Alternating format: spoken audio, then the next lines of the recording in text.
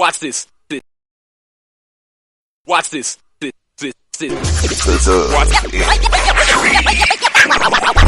Next, football talk is a big hit. Sunday nights to Wednesday nights, we striking a match cause we lit. Y'all know the name, we call it the Dub. On Friday nights, it feel like a club. Getting that VIP treatment on the sideline, they showing us love. Great interviews, go hugs, putting in work, go good. Texas youth and high school talking to page on Facebook, hold up. Coach Carr that's still on the scene, giving advice, he do what he mean. Jay Mack and Swaggy Big, rocking the gear, it's so clean.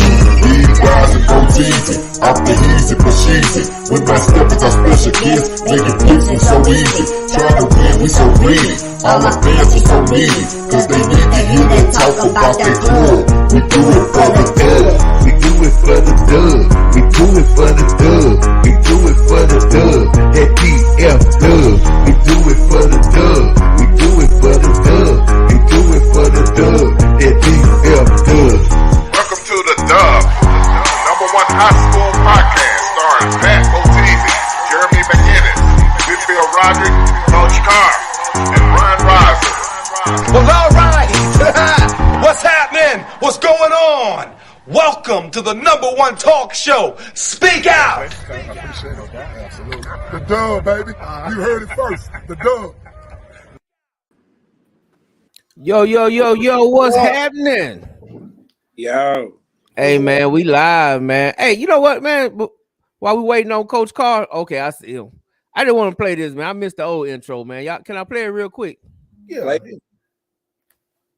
You are looking live at The Dub in 3, 2. One for the money, two for the show, three to get ready, four to let go. Talking that talk, it's all that we don't. It's football time, we ready to roll. We bringing the coaches close to the fans. Answering questions, not from the stands. D1 players with offers in hand. From DF Dubs, the best of the land. Hey, six will be coming to play like eight. Five will be coming to play like eight. 4 and 3 will be coming like eight. Private schools be making it eight. Cool in the game, Bad and Brian doing our thing. Weird and Jeremy ready to swing. Oh, I forgot it's a card to claim. We do it for the dub. We do it for the dub. We do it for the dub. At DF Dub. We do it for the dub. We do it for the dub. We do it for the dub. That DF Dub. We do it for the dub. We do it for the dub. We do it for the dub. Yeah, man, I just had to hear it one more again. You know what I'm saying? I missed that. How y'all fellas doing? Oh, I'm good. Hey, man, we live, man. We live and in effect. The Dub is in the house. You know what I'm saying?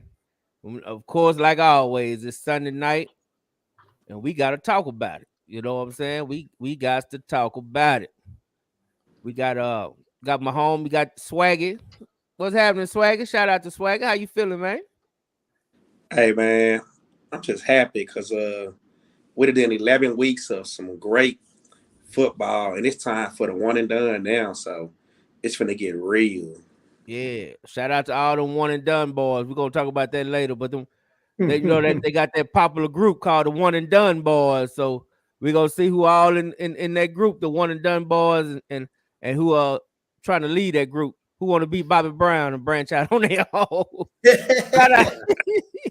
What's up, Coach Carr? How you feeling, homie?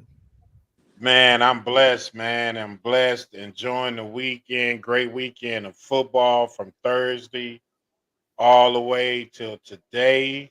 Man, just enjoying life, man. How you doing, Coach? You all right? Hey, man, I'm good, man. I'm excited, man. This is my time of the year. This is hoodie season. You know what I'm saying? Well, it's basketball season too. It's basketball season too.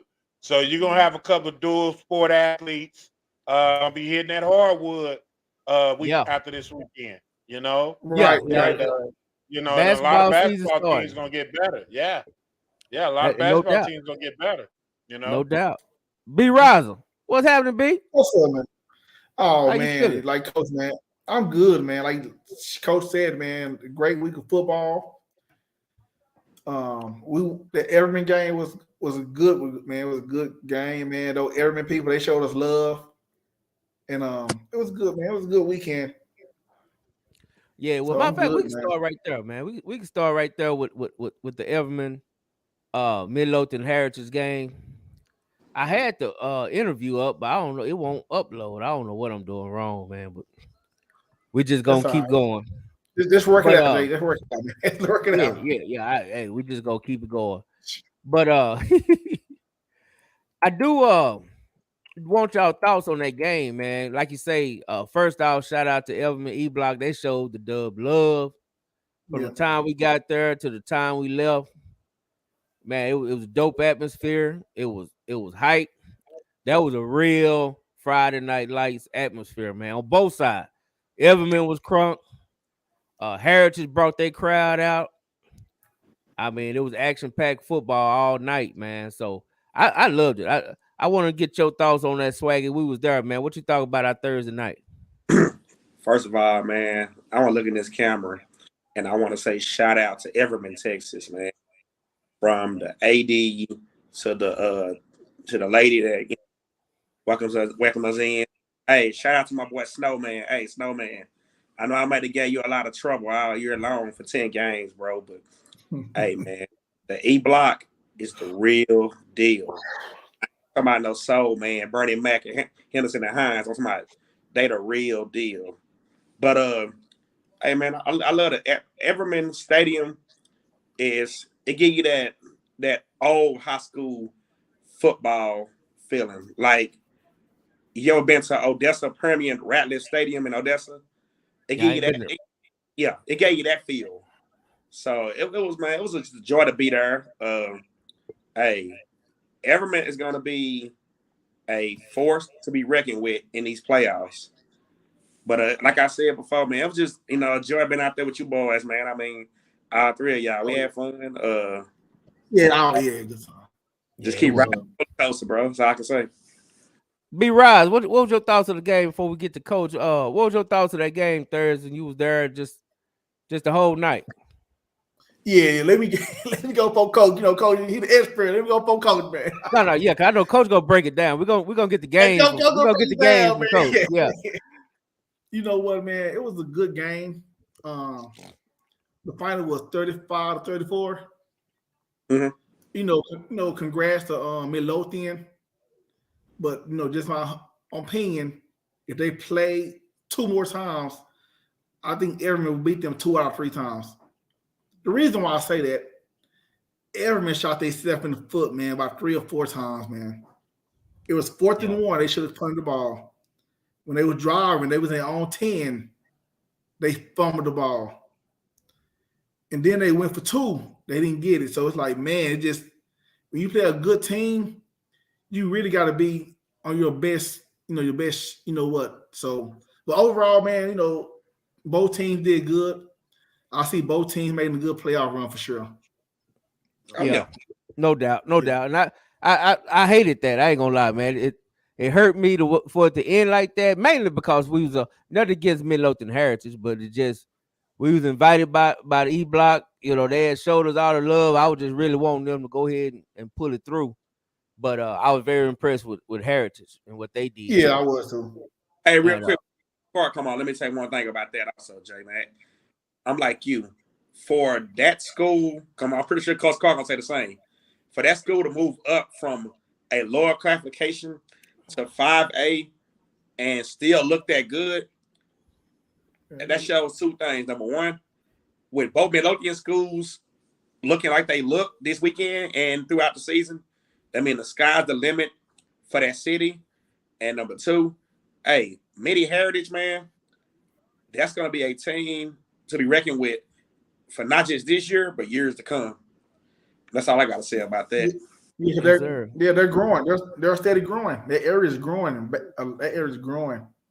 And we're gonna get to that. I want Coach to go ahead and go, but we're gonna get to. I gotta give a shout out to the city of Midlothian. But first, I gotta let Coach tell us about Thursday. What's your thoughts and analysis? Man, let me say this. To Everman, from everybody, from the people who parked us to the people who let us in the gate, from the AD to media relations, director of media relations, like that was first class all the way through. Yeah. And I'm a huge fan of Everman. and it did remind you of that old Friday Night Lights before the new Yeah. stadiums came into play. You know what I Yeah. mean? Where it was like people Yeah. lined up on the fence, Yeah. people in the bleachers packed, you know what I mean? It was definitely a beautiful, beautiful experience. And I'm a fan of Midlothian Heritage. Yeah. I'm especially a fan of their head coach. Young guy, very energetic. And when we had a chance to meet him, you could just see, um, his youthfulness, his joyfulness, and his love he had for those kids. And about the game, you know, we had Everman coach on Wednesday, and I asked him, about the defense. And I was like, if you can hold teams to 21, coach, you're gonna win a lot of football games. And that game, really, their defense kept them in the game. So I'm gonna say that, and I say that from the standpoint of Midlothian Heritage has a very good field goal kicker. So when they was able to hold Midlothian after that fumble, when they was able to hold them after they went for 4th and 1, and they held them to 2 field goals to go in half at 20, right? They held them at 20, but remember I told them if you hold a team to 21, you're gonna Yeah. win. So that game could have got out of hand if that defense didn't stand up. Yeah. Come out the second half, now they're going back and forth. Everman made some plays on defense to keep him in the game, and when he went for two, that's it's easy to sit back and be an armchair quarterback, right? Right. Um, I just felt like me personally, I think in a situation like that, playing a team like that, in a game like that, uh, if you're gonna go for it on 4th and 1 inside your 50 and you didn't get it, you probably should have just went ahead and kicked the field goal and just saved grace at that point. Tied up, get ready to play some Yeah. extra quarters, let your defense play, or maybe you was going into say, hey, we're going to win it, but you still got to think about they got a field goal kicker. You was only going to be up one. Yeah. So there was a lot of things that went into play in that game that you kind of got to look at and say, okay, yes, with all the mistakes that Everman made, they still should have won that game. And that's what you get excited about. You know what I mean? But the other part of it too is at some point they're gonna have to learn how to play defense. And with an offense like that, they're gonna have to be opportunistic and get the ball back for their offense and let them score. And I think that's what's gonna have to offset their inability to stop teams from scoring, particularly now because you're getting in the playoffs and everybody's gonna be good. You know what, Coach? I you say that, and I thought about that because I actually said when the QB did that amazing fourth down run to score that long scramble was probably about 20 yards Yeah, to Yep. scramble and score that touchdown. I immediately looked at you. I say, I'm going for two. I'm going for two. we did. We all Let's get it over with. Let's get we, it over with. Now, and I said that because the defense wasn't playing the greatest, and for whatever reason, and like I say, shout out to Elvin. I love the hospitality and the love that we got, but I gotta question some of that defensive stuff that went on because when you have a offense that explosive, you can afford to take gambles. You know what I'm saying on defense. I didn't see not one blitz. I mean, they stayed in a too high safety the whole game. Did you see anything different, Will? No, I didn't. And really, but here's the beauty of it, right? Is up front, Hall is a special player. That's number 9. Yes, he literally took over that game up front on defense. So I think for them, they're looking at, and you remember what the coach kept talking about, we got one of the best D linemen in the game. But you got to help that dude out, though. because if you're gonna keep putting it on him like that, and there were times in that game where he was like even on the goal line, he was swimming that player.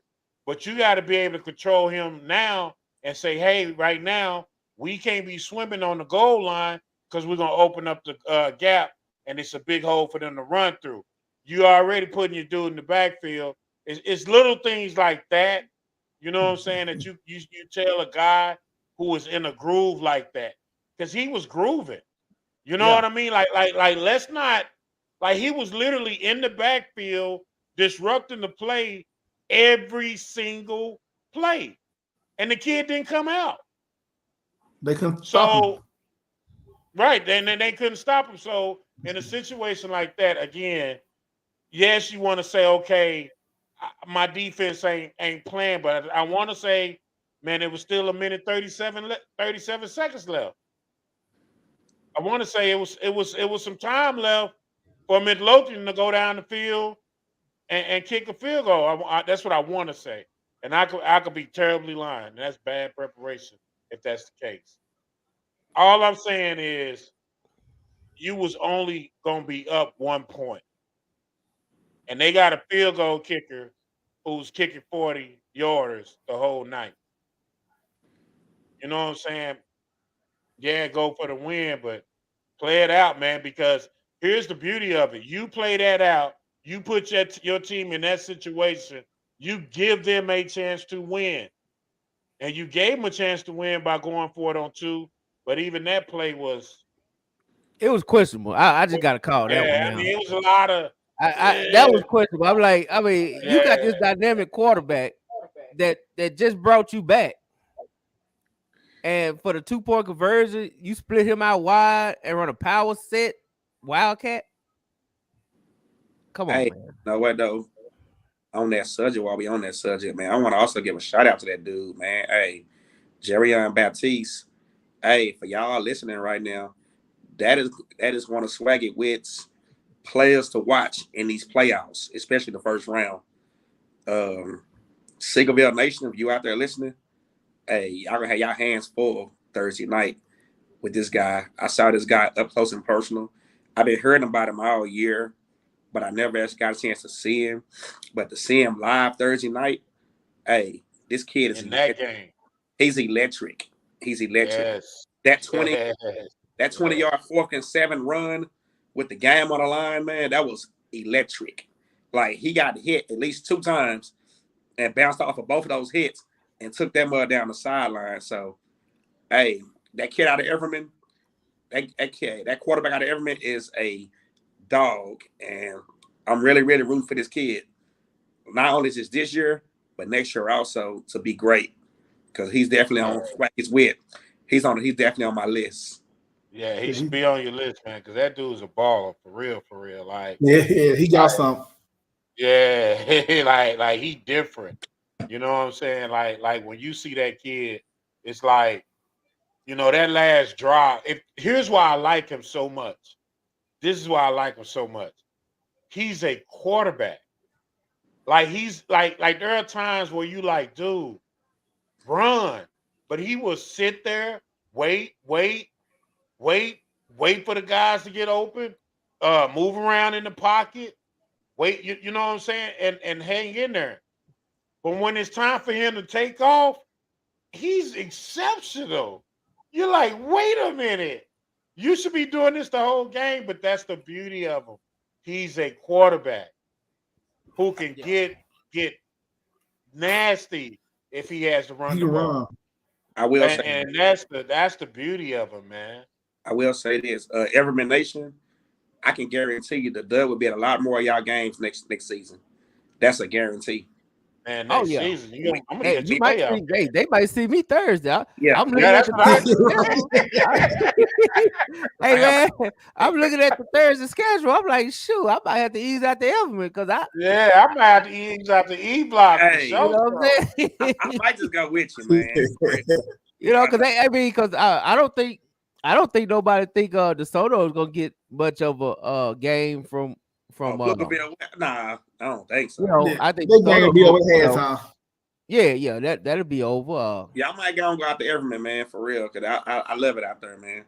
Yeah, Hey, they And show you so I much haven't love, seen man. I'm kind of Cleveland. mad at us for waiting this long to go out there. Hell, I could have been out there a few times. If hey, I was, Well, you I'm know gonna what I'm say this: saying? we went out there at the right time with the right Hercules. game. That was a heck of a football game, man. You know what I'm saying? Like it was exciting. And let's say this: Heritage. I mean, Midlothian. They got some players over there. Yeah, they Like do. they got a chance to go get it. Like that quarterback. Oh No, man, that's a gamer, he man. tough. That's a gamer, dude. That quarterback, He tough. He dog. He tough. is, Hey, dog. J-Mac, let me answer this question right quick for somebody. Billy said, when you cats coming to Alito, I can answer that one. When the police stop beat up on black people. Say, When we go man, come around, when we he say we black. come Yeah, around, what you talking about? That ain't my point. I'm not going out there. But go around, go around. When we He go talking around, about, no, the homie, he one of the Alito cats, Billy Daniels. He said when we coming out to Alito, hey, I'm out just there. playing, Billy. That was just a joke, Billy. But we'll come out there I'll next year come too, out hey there. man. man, shoot, whenever they invite us. Hell, I tried to holler at your boy Brian, but I don't know what happened to Brian. I don't know if he got it in his feelings early in the season or what be I ain't going seen on. But Brandon I was trying to, in a long. yeah, I was trying to ease out the Alito early in the year. So I don't know what happened. I don't know what happened to B Allen. So that's pretty much. On a serious note, I expect to see y'all at AT&T Stadium, man. Honestly, I think Alito gonna make a good run. So we'll be seeing y'all soon. I don't see them. I don't see them getting past Longview or Langston this year. Well, we'll talk about that. We'll get there. But no, Billy, I wanted to come out there, man. Shit, I didn't have no contact. Where you been? You just not showing up. You should have been came through and hollered at us, man. We would have came out. One thing you can say about the dub, if everybody that told us to come out, we come out. J-Mac, you know what? On that note, you're right. This is an opportunity to give a shout out. Shout out to Crowley ISD for showing the dub love. Shout out to Duncanville ISD for showing the dub love. DeSoto ISD, Kincaid, Wilma Hudson Stadium. Where have we been, y'all? We've been everywhere. But we gotta get the originators. Dallas ISD shows the love first. We gotta show the originators. First, we gotta give DISD, especially before Coach go in on it. We got to go ahead and show them. I love DISD. I know you do. You are a product, and I know your passion for DISD is often misinterpreted. Like, I don't think people understand that when you talk about DISD, you talking out of because that's you. So it's almost like you giving. If people take it as criticism, it's really not. It's constructive, and it's what you want to see them do better. Like you and Swagger, y'all been DISD all the way through. Now I've been DISD too.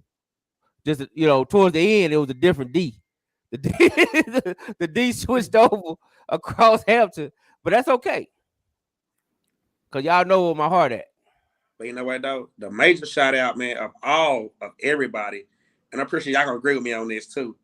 The major shout out is to the defending 5A Division II state champion, South Oak Cliff. Hey man, y'all have showed us love from week 1 to now.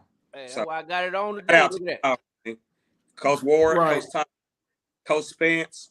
Hey, we fall all y'all. I got another prayer love for y'all, man. And that's real. Oh yeah, for sure. I get Coach. Shout out to Coach. I get Spencer right now. He'll respond back. Showed us love over there, Carter. I see Miss Holland in the building. Let me give a quick shout out to Miss Holland. Her son Ron committed. Y'all didn't know her son Ron, 5-star forward, committed to Texas.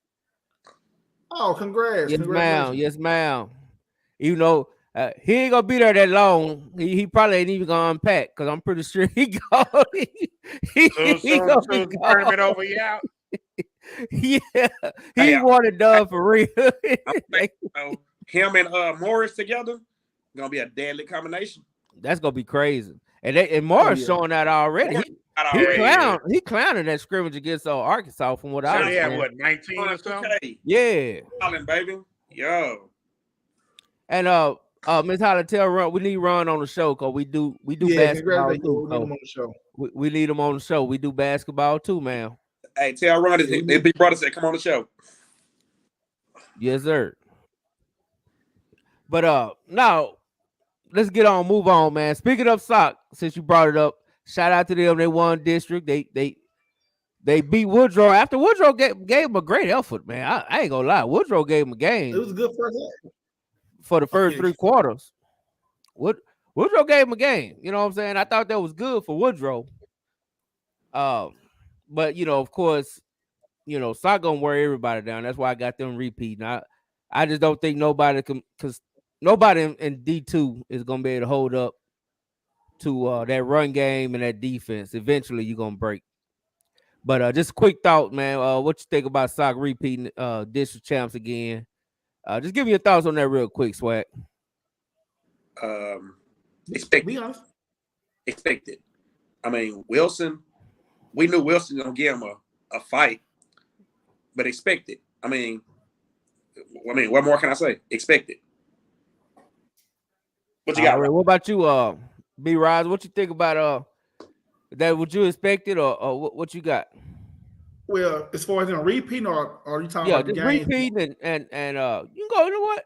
Tell me what you think of what kind of playoff run you think they're gonna give us.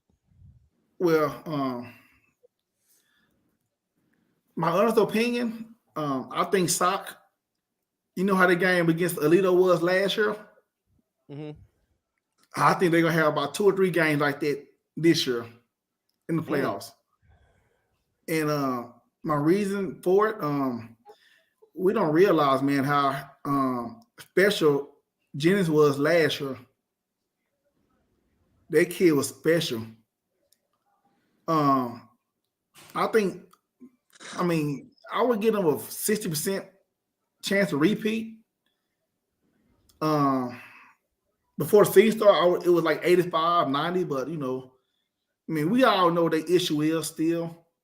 I don't think that they got that completely established yet. But I believe SOC can repeat for sure. I think they're gonna have a lot more. I think they're gonna have a lot of hard games this year. Even that second round game against Lovejoy, that's gonna be a dogfight, man. Even though Lovejoy lost 3 games, look what they lost to. They lost to Igar by a touchdown. They lost to North Crowley by what? A touchdown. They lost last week by 1 point. They can easily be undefeated. In the third round, they got to play what? Midlothian? I mean, it's gonna be a tougher road, I believe, this year. Who? Or Melissa. Or Melissa. Or then 4th round, they might have to play Everman. That's what I'm saying. I think they're gonna repeat, man. I just think it's gonna be a little harder this year. That's just my opinion. I think they can make it. Teams gonna stat, like I said, teams gonna stat the box, man. They gonna say, hey, throw the ball. In those little short routes, they can only get you so far. They're gonna have to move the ball downfield. So I would favor SOC, but it's gonna be a dog fight.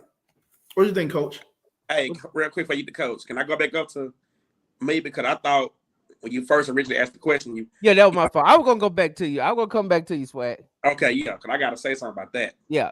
Let me get Coach thoughts real quick, because I'm pretty sure we all kind of got the same thoughts about the winning district. Coach, you want to answer first? You want Swag to give his thoughts on the playoff run SOC got coming? What you got? Swag got to get it out. He's in the spirit right now. Let's Swag get it out of spirit. Come on, Swag. Talk to us, Swag. I yield the floor to the gentleman, Swag. I don't want to sound like no hater, and I'm not. SOC Nation, don't think I am. But you cannot, and I repeat, cannot sit here and overlook Mansfield Summit. Mansfield Summit has reached the state semifinals the last 2 years in a row. 2 years? There's no way you can look at that first round game and say, oh, they're going to blow past them. No. Hell no. So Summit is going to be a tough out. That's going to be a dog fight. If you remember the SOC Frisco games over the last, 3 or 4 years, that's going to be that type of atmosphere. Like, everybody kept saying back then, Frisco will beat them easily. And Frisco beat them both times in a row until they finally got them. So Summit is not going to be a pushover. So it's good to say, hey, what they going to do in round 2, round 3, round 4. But hey, focus on round 1 first. Because, like I said, these guys has been to the state semifinals 2 years in a row. So don't overlook them. Yeah, and I'm gonna be honest, man. People keep talking about this Summit game. I wasn't gonna go, but now, I might have to ease on over there to Kincaid Friday. But talk to me. Well, I gave my thoughts, so I'm gonna give it out to you, Will. Go tell me what you think about Sock chances in the playoffs for repeat. Well, I'm gonna say this. I was more impressed by Woodrow Wilson than I was with Sock. That's me. So let me say that, right? So I had a chance to watch that game, and Woodrow offense, like, it was a fumble return for a touchdown and a field goal. You know what I mean? I thought Woodrow was resilient, and I think that goes a long way to their coaching and their culture and things that they're doing over there. I think that Woodrow is going to probably get out of the first round just based on how they played. I knew going into that game, with the energy and the preseason that Woodrow had, that they was going to be up for that game to show that they belong. I knew that was going to be a good game, and I knew Sock was going to pull away late because the football is a game of attrition, and the bigger, better team is always going to win, particularly when they well coached. It's only so much you can do coaching. The bigger, better athletes are always going to win. So tell me this: when those athletes are coached. So before I ask you, I want to ask you again about Woodrow, because that's gonna come back to the second question I had. But real quick, just answer just what you think. Is Sock repeating, yes or no? I think soccer's going to go as far as a running game and a defense and special teams. And I think they have good special teams. I think they have a good defense. And I think their run game is going to have to be more of a focal point, meaning they're going to take their shots when they can take them. They're going to have to figure out a ways to unstack that box. So maybe you do that with more 3-by-1 formations, double, spread teams out, make them have to honor you. In space, and that way you can unload that box, but still get the numbers you want. It's going to be more of a game plan and how they do it. But I think Sock is down to their third quarterback, and that kid played well. I think he played good enough to. I think for Sock, it's more of, let's not make mistakes. Let's get the passes that we have to make. Let's make them. Take care of the ball. Don't put us behind the sticks. So I think it's going to be a lot of those things. And when soccer clean up a lot of the post play penalties, the personal fouls, those type of things that really harms the game, the hidden yardage. I think Sock got as good a chance as anybody.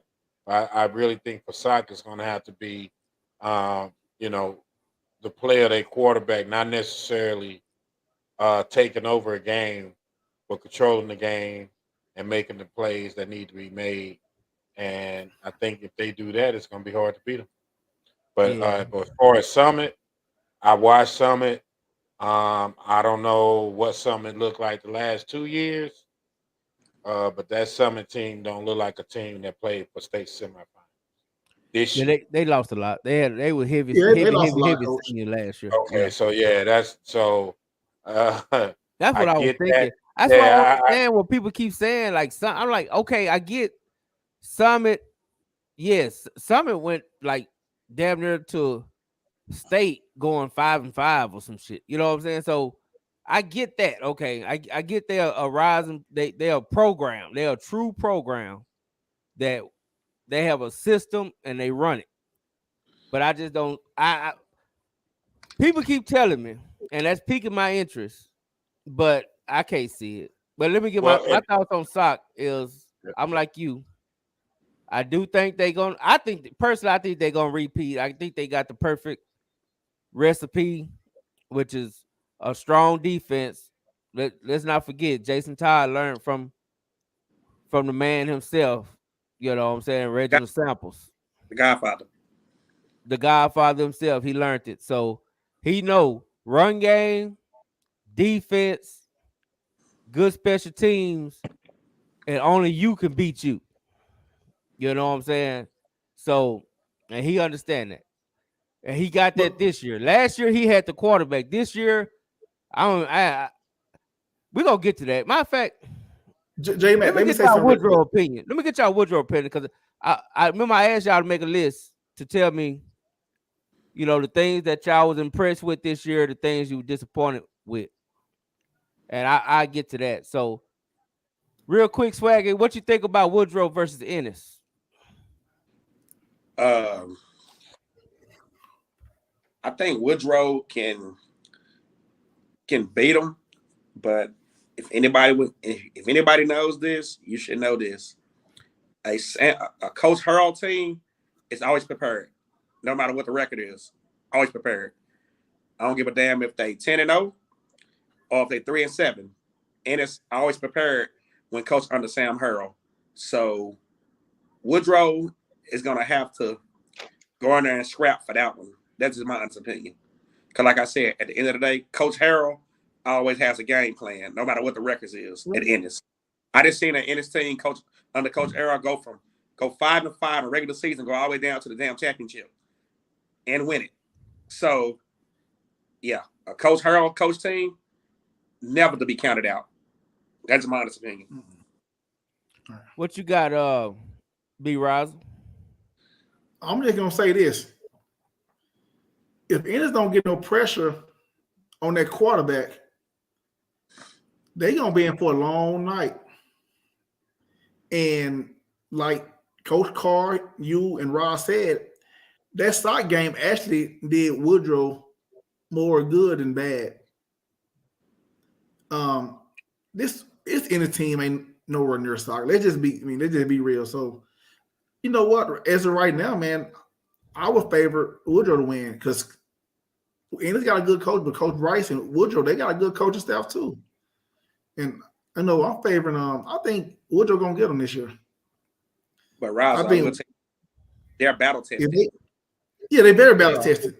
And they outside of Dallas. They're a team outside of Dallas, which is so when you're talking about DISD, other than because DISD, let's just be honest, DISD is a band called the One and Done Boys.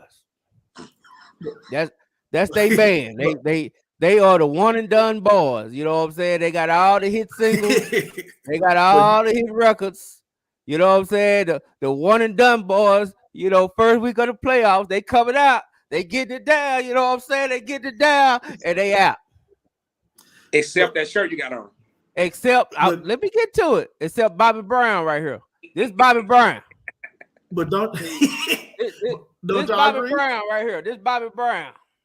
This Bobby left to go be the king of R&B. You know what I'm saying? but if DISD, they are the One and Done Boys. And I'm gonna bring Courtney on. He want to come on. I'm gonna bring him on after we get through. So I want to know, Will, the One and Done Boys, can Woodrow are they gonna escape? Are they gonna be Ralph Tresvant? All right, so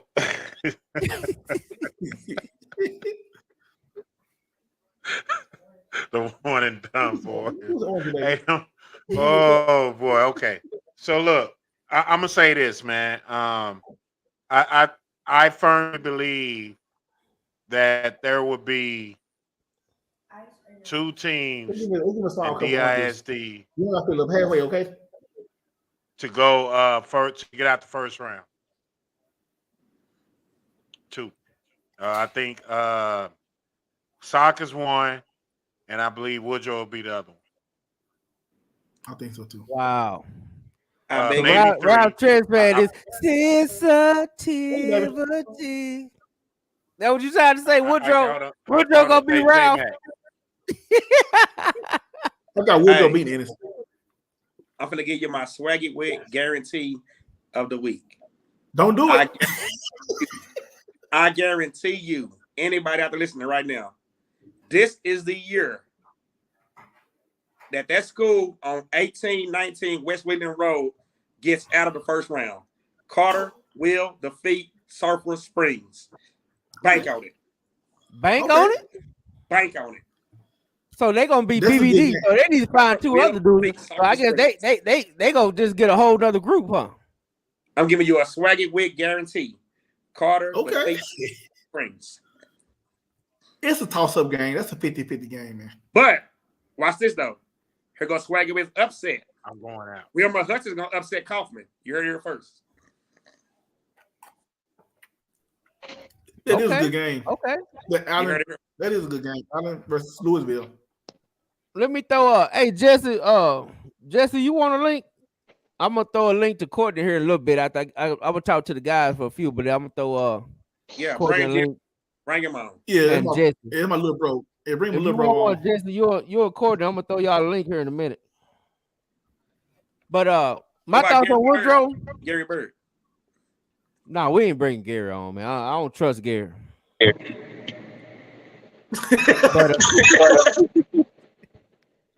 But who got the back? That you call? Okay, he got it. But no, I got Woodrow. I got Woodrow beating Ennis. I like I've been telling y'all, they have the best quarterback in Dallas. I've been telling y'all that. I just hope they ain't too beat up from Sock. That's really my biggest worry now is that quarterback took an ass whooping. And I just hope he ain't too beat up. Oh, Cam. Yeah, he took a butt whooping. But 3 of them. Yeah. So if he not too beat up, man, I really think Woodrow.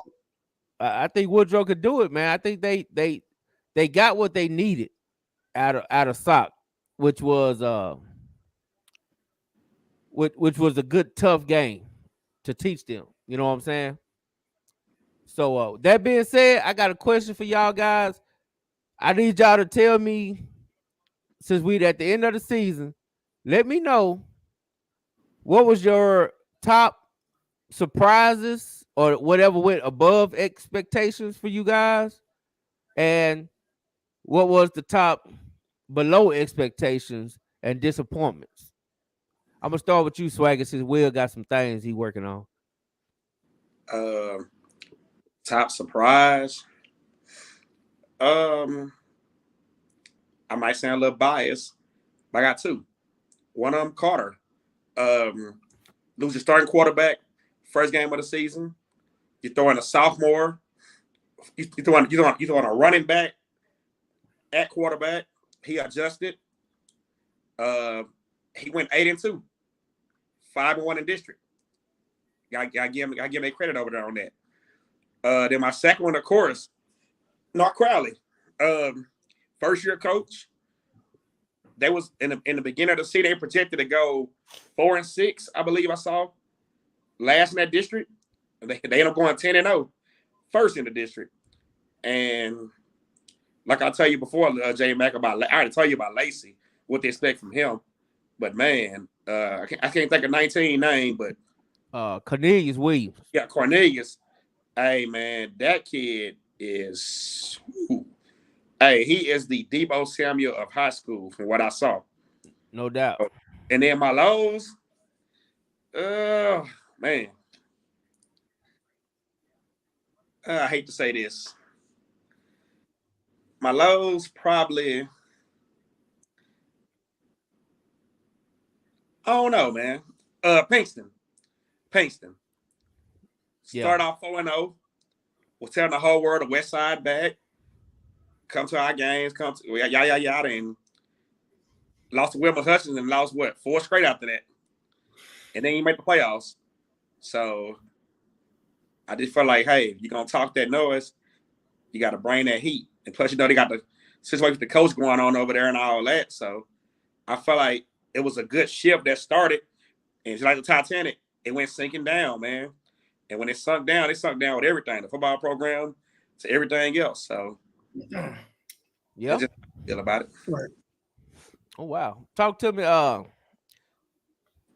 B Ryan. What you got, man? What's your top surprises or things that went above expectations, and what's your top disappointments, things that went below. All right. Well, my top surprise, I'm not gonna even lie. Leinster, man, Leinster football team. Coach Paul, Coach Muhammad, you know what? They surprised the hell out of me. And to be honest with you, I had them finishing third in district. I had them losing the sock. I had them losing pretty bad the long route, but man, you know what? They proved me wrong, man.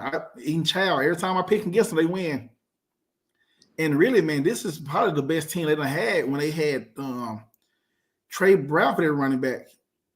Oh, he was cold. This Leinster, man, this is actually a state contender team.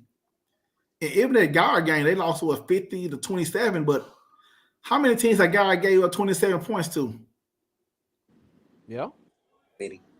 No, not really, man. So, and another surprise, I'm gonna go out east to Roar City.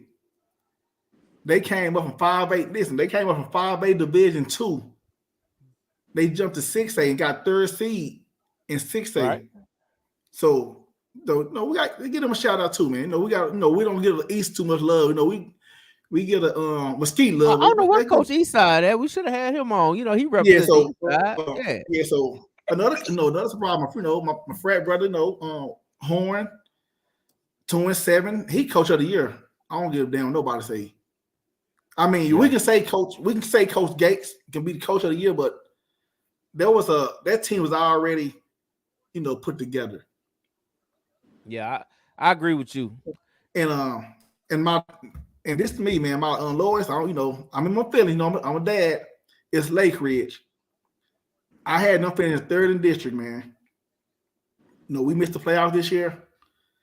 So, man, that was my biggest surprise. That was my biggest disappointment, man. We should have. I really think we should have got the third, fourth seed because we could have beat Waxahachie, we could have beat Mansfield, and they gave up 86 to DeSoto. Y'all calling me a crybaby on here. So, hey, I ain't mad at the hell. My baby was out there getting 86 put on him. I'd be crying. Yeah. So, that was my biggest. That's about it. But North Crowley, I'm not really surprised at what North Crowley did this year. They did what they're supposed to do. I mean, and I think they're gonna make a good playoff run too. I agree. Yeah. I guess mine says Will ain't here. He ain't came back. I guess somebody uninfected Will internet. But I think my biggest surprise is of course the number one gotta be North Crowley. Even though my expectations, I knew they were gonna be good because when my favorite was us three right here. When we went out there, we want to be good.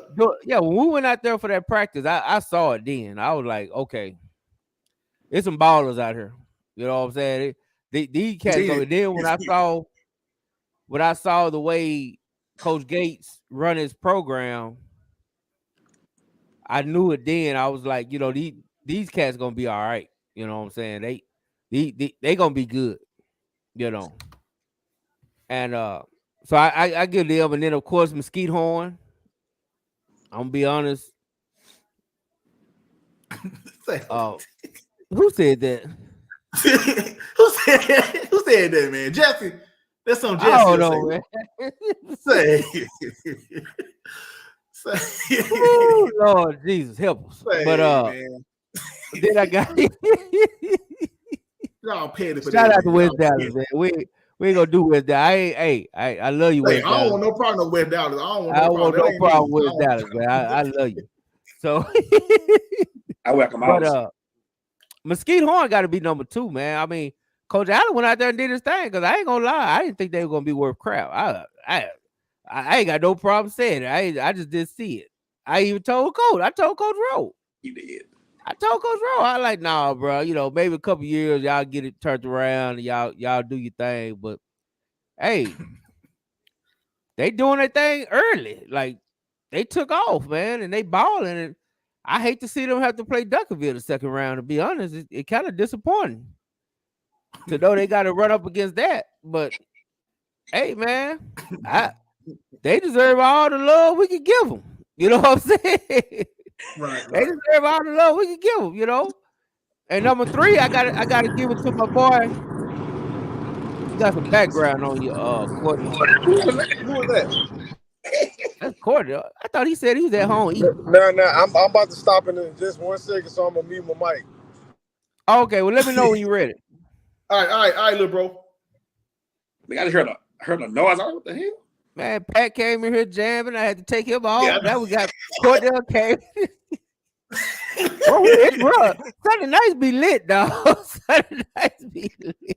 Yeah, Cordell, he about to go on a road trip. Hey, number 3, I got Noah Crowder, Mesquite Horn. Number 3, I got to give it to Kate Landry, dog. Carter running back, I did not see that coming. I did not see that coming. That kid right there just came out the blue, and he just taking the word about storm. I ain't even gonna lie. I didn't see that. And J-Mac, real quick to your He's the truth. Real quick. Remember, at the beginning of the year, he was not the starting running back, remember? The starter went down. First game of the season. He stepped and looked back. So I just didn't see that coming. So that's my third one. And of course, I think Prosper kind of took me by surprise. I gotta put Prosper in there. Now disappointments. I think my first disappointment is I'm very disappointed on how teams the culture around defensive football is just not there. Like, I don't see enough strong defensive teams, man, and that really disappointed me. It seems like everybody want to just score touchdowns. All the girls want the guys that score the touchdowns, and I'm really disappointed. I could only count about 3 teams that I would call a defensive team. You know what I'm saying? And that would be Duncanville, of course, North Crowley, and Sock. That's it. I can't think of nobody else I would call a defensive team. So that's my first disappointment. Oh, Jesse, good. Second disappointment, I gotta be honest, man. I and I hate that because Coach Harris, I love Coach Harris, but Mesquite, man, they disappointed me, man. I thought they was gonna come out like game bangers this year, dog, and they just wasn't there, dude. I was just like, man, it's just like whooping after whooping going on out there. I'm like, what's going on, bro? So I gotta give Mesquite as a disappointment, right? Yeah, Wally, you know, another disappointment I got, man. I got to put it on Allen. I thought Allen was gonna be better than that, man. They had all that hype coming from track and 707 and you know, they just booted. You know what I'm saying? They ass. And I'm just gonna be honest, dog. Louisville gonna beat them, bro. I'm telling y'all. I'm telling you right now, Louisville gonna beat them, bro. When the last time Allen got put out first round? They gonna take Woodrow's spot with the one and done boys. They Johnny Gill. Hey, I gotta say this real quick. Shout out to Jesse Wyatt for the joke of the week with the 707 shirts. Oh yeah. I'm still laughing. Say Jesse not allowed in DeSoto. He can't go to Greedy's. Yeah, Jesse, you can't come to the party now. I'm just letting you know now. Jesse, you cannot come to the DeSoto party. But now back to my disappointment because I ain't even finished, bro. I ain't even finished. Keep going then. I gotta get it off my chest. You know what I'm saying? I gotta say this. You know what I'm saying? Tell them why you mad. I'm telling them, and I'm glad I brought Courtney. I'm disappointed in the Sock QB position. Ooh. You know what I'm saying? That's one of the things that I just, it's booty, dog. It's ass. Oh, I don't get it. You know what I'm saying? They just are shitting all over that position. Oh, drink moment. Just mishandled. It's been mishandled, and luckily, it's a championship defense, a championship offensive line, and a championship special team to carry that team. And I mean that. carry that team. Hey, J-Mac, I got a question for you. Go for it. How the Buccaneers with Brad Johnson win the Super Bowl? Well, just like I said, because if you heard me Hello. earlier, How Trent Dilfer win the Super Bowl? hey, if you heard me earlier, I picked Sock to repeat. That's why I got the shirt on. I'm gonna tell y'all this. I want to get in here about the Woodrow game. First of all, I gotta give kudos to Woodrow quarterback. He really that. I gotta give him that. He really that. But I'm not gonna speak on behalf of the side coaching staff, but I'm gonna speak on behalf of somebody who watch a lot of football. In that game, Sock was doing a lot of things that we really don't do. And we use them type of games to test certain things out to see if it work or not. So, I mean, a lot of people may not believe this, but that's the reason. That's one of the reasons I feel like we won state last year, like playing these type of games and just experimenting, because it's something that we see in the teams that we got to play that may help us in the long run. And I got to give Coach Todd, Coach Todd really a mad scientist, man. Like, people just don't understand what he doing and how he do it and his methods, but I just grew to respect what he do, because a lot of people just think we supposed to go out. We play Woodrow. We supposed to beat them 60-0, but they was actually just a good team. They really were a good team. Like, is you can't slight Woodrow because they came out and played with their whole heart. But with all that being said, they still lost 30-18. Yeah, and that's true. That's true. And I'm gonna tell you this too. I look at all the teams y'all just named. Now one of them teams got one athlete like Woodrow athletes. They had a couple of black kids that can really move. Like, when you look at these other teams, they gonna have to play perfect football to beat South Oak Cliff. Like, you can go through Everman. Like, y'all don't even realize we played Everman last year. They had 2 onside kick recoveries, two other turnovers, You and a gotta tell kickoff me, return. man, Brian was at that game. Like, come on, you still gotta respect the trend. Like, Coach told me at the beginning of the year that O-line better get the fire under them. And when you got a great O-line and a great defense, it's just hard to I'm not really worried about the quarterback position, because we're not asking the quarterback to do much. Like, you just go out there, hand that ball off, hit a couple 9 balls. That beat every team that we supposed to play. So I feel like last year it was easier for me to be more confident because of the quarterback play. But at the end of the day, we the Baltimore Ravens this year, baby. We're going to shut you down. We're going to shut you down. We're going to play good special teams, and we're going to run that ball, because Woodrow still didn't put it in the box on offense.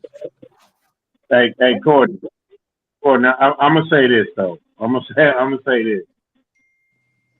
People don't have to play perfect football to beat y'all. No, they don't. I believe it. They don't. So but you got to score a touchdown. Huh? You got to score a touchdown on offense. Well, people can score against us. How much though? Well, there's 3 teams that scored enough to win.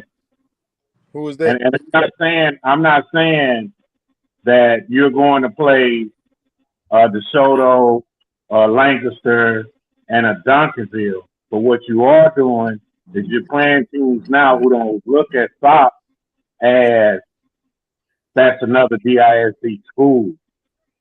They look at SOC different. Their approach is different. So when you're moving into this lane right now, see, when you was the hunter, you move different. Right. You're hunted now. Right. So that movement is a little bit different. And you cannot keep making mistakes going into the last game of the season, going into the playoffs, and feeling comfortable.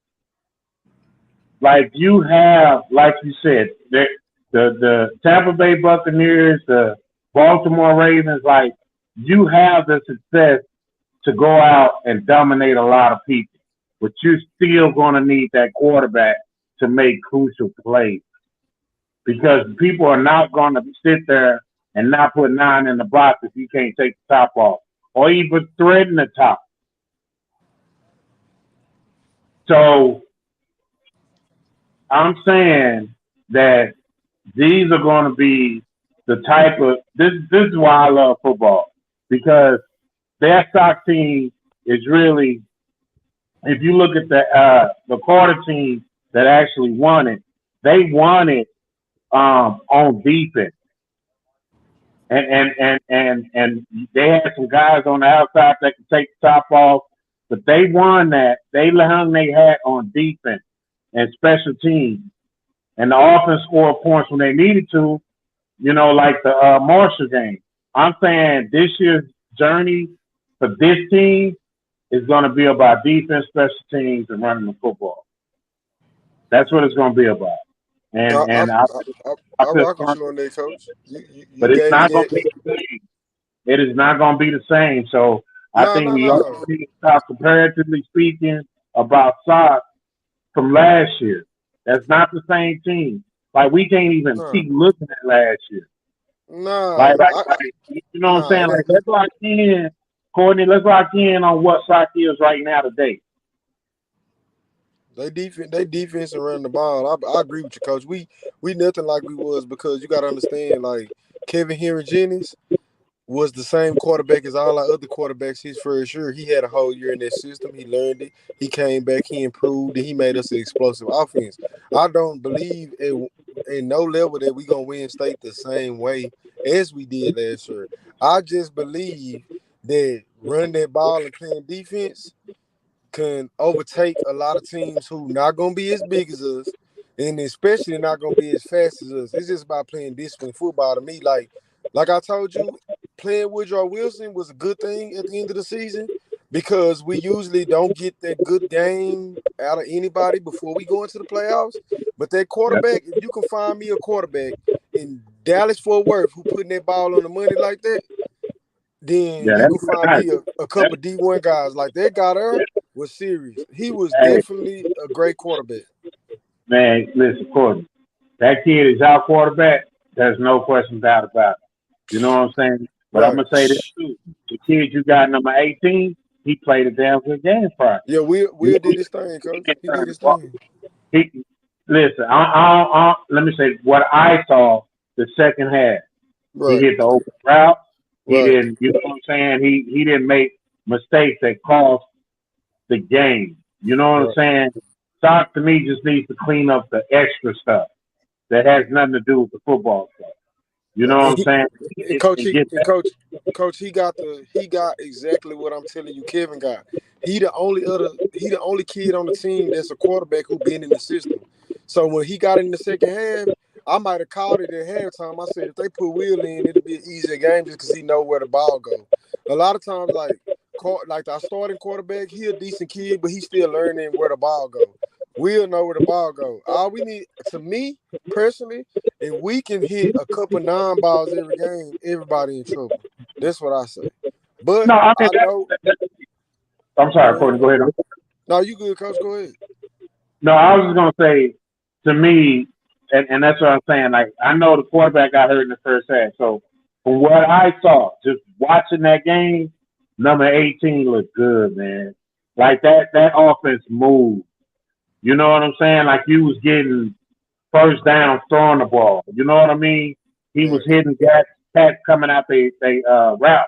Like, with a running game, you're not asking him to do a whole lot. But if he can do what he did Friday night, on top of running the ball away, and now you add number 28, the third little running back who got busy. You know what I'm saying? Yeah, so now you got 3 cats that they got a game plan for. You know what I'm saying? To me, Sox is a very dangerous team because, hey, we can kick field goals, right? Right? Now, then on top of that, we play exceptional defense. And we can run the ball, which means teams who score a lot of points, they're going to have to try to score twice as fast, because if you're holding the ball, they can't get the ball. Now they panic. Now you get turnovers, and that's how, you start winning championships playing that way. But I see it.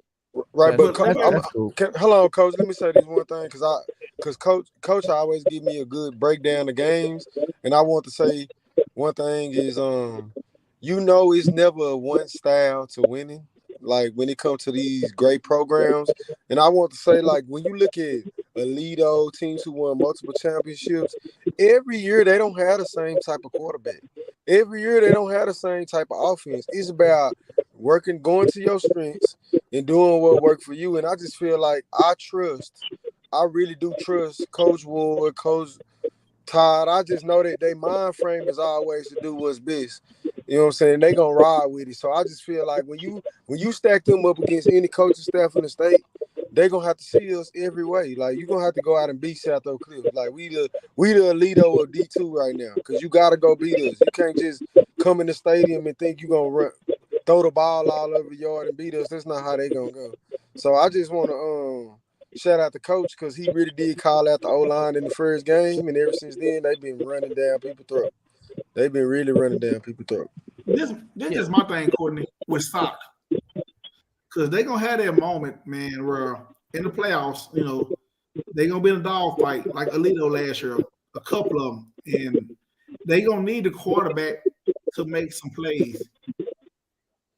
So, I mean, it's gonna be some games where Sock might even be down a touchdown, and they're going to need the quarterback to make a play. Do you think Sock quarterback can make that play that they need to, you know, to get them over the hump this year?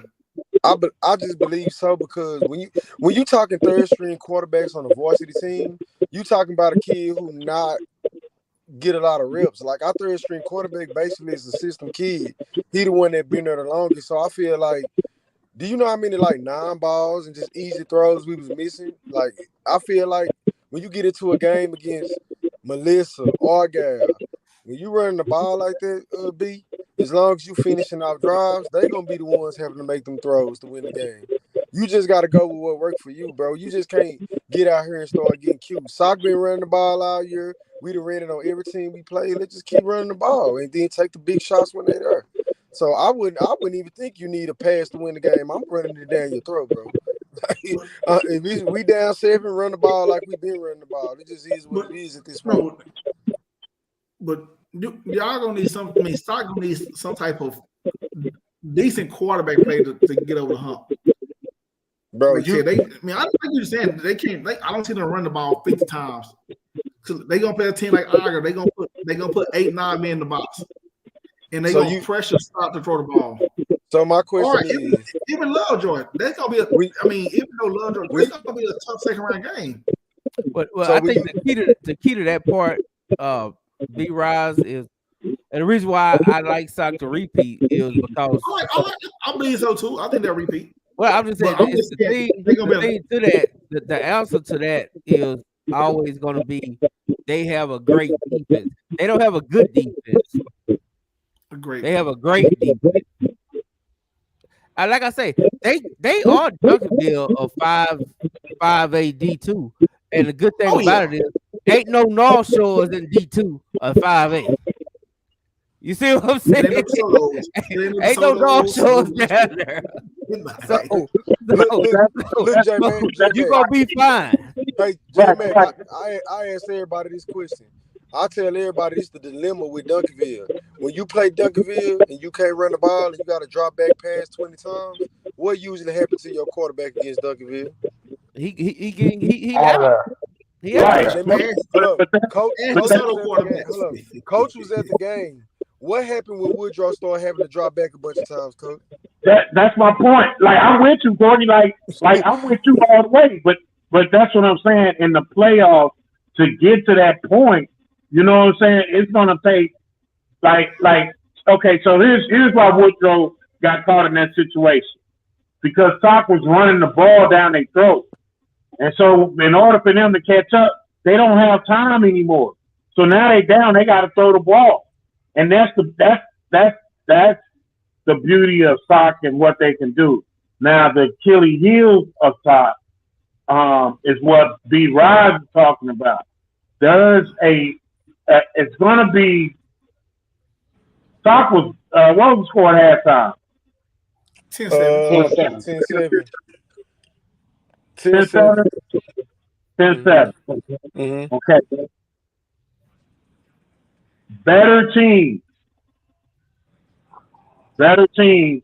are going to take advantages of mistakes. And the further you go off in the playoffs, it will be more highly what's the word I'm looking for? Probable, highly probable for something. Correct.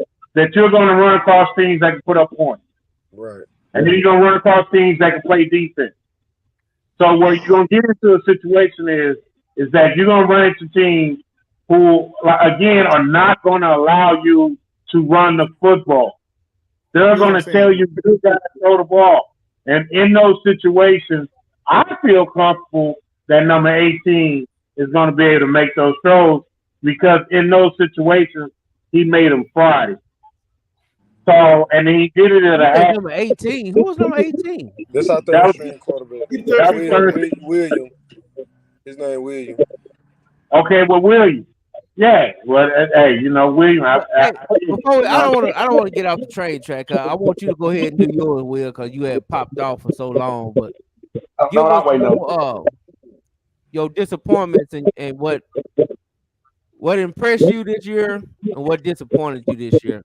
I need to go ahead and get that from you because everybody else gave theirs. Hey, take me out real quick, Coach. Take me out real quick. I'm gonna be back. I gotta come back. All right, I'm gonna get it to you real quick. North Crowley, obviously, number one. Everything about them. From the time we saw them in the scrimmage. Horn, okay, same with them. Saw them, was highly impressed with them. I knew that they would win more games that they would win this year. For them to make the playoffs and to do and have the type of season that they had. What are they, 7-2? I thought that was highly impressive.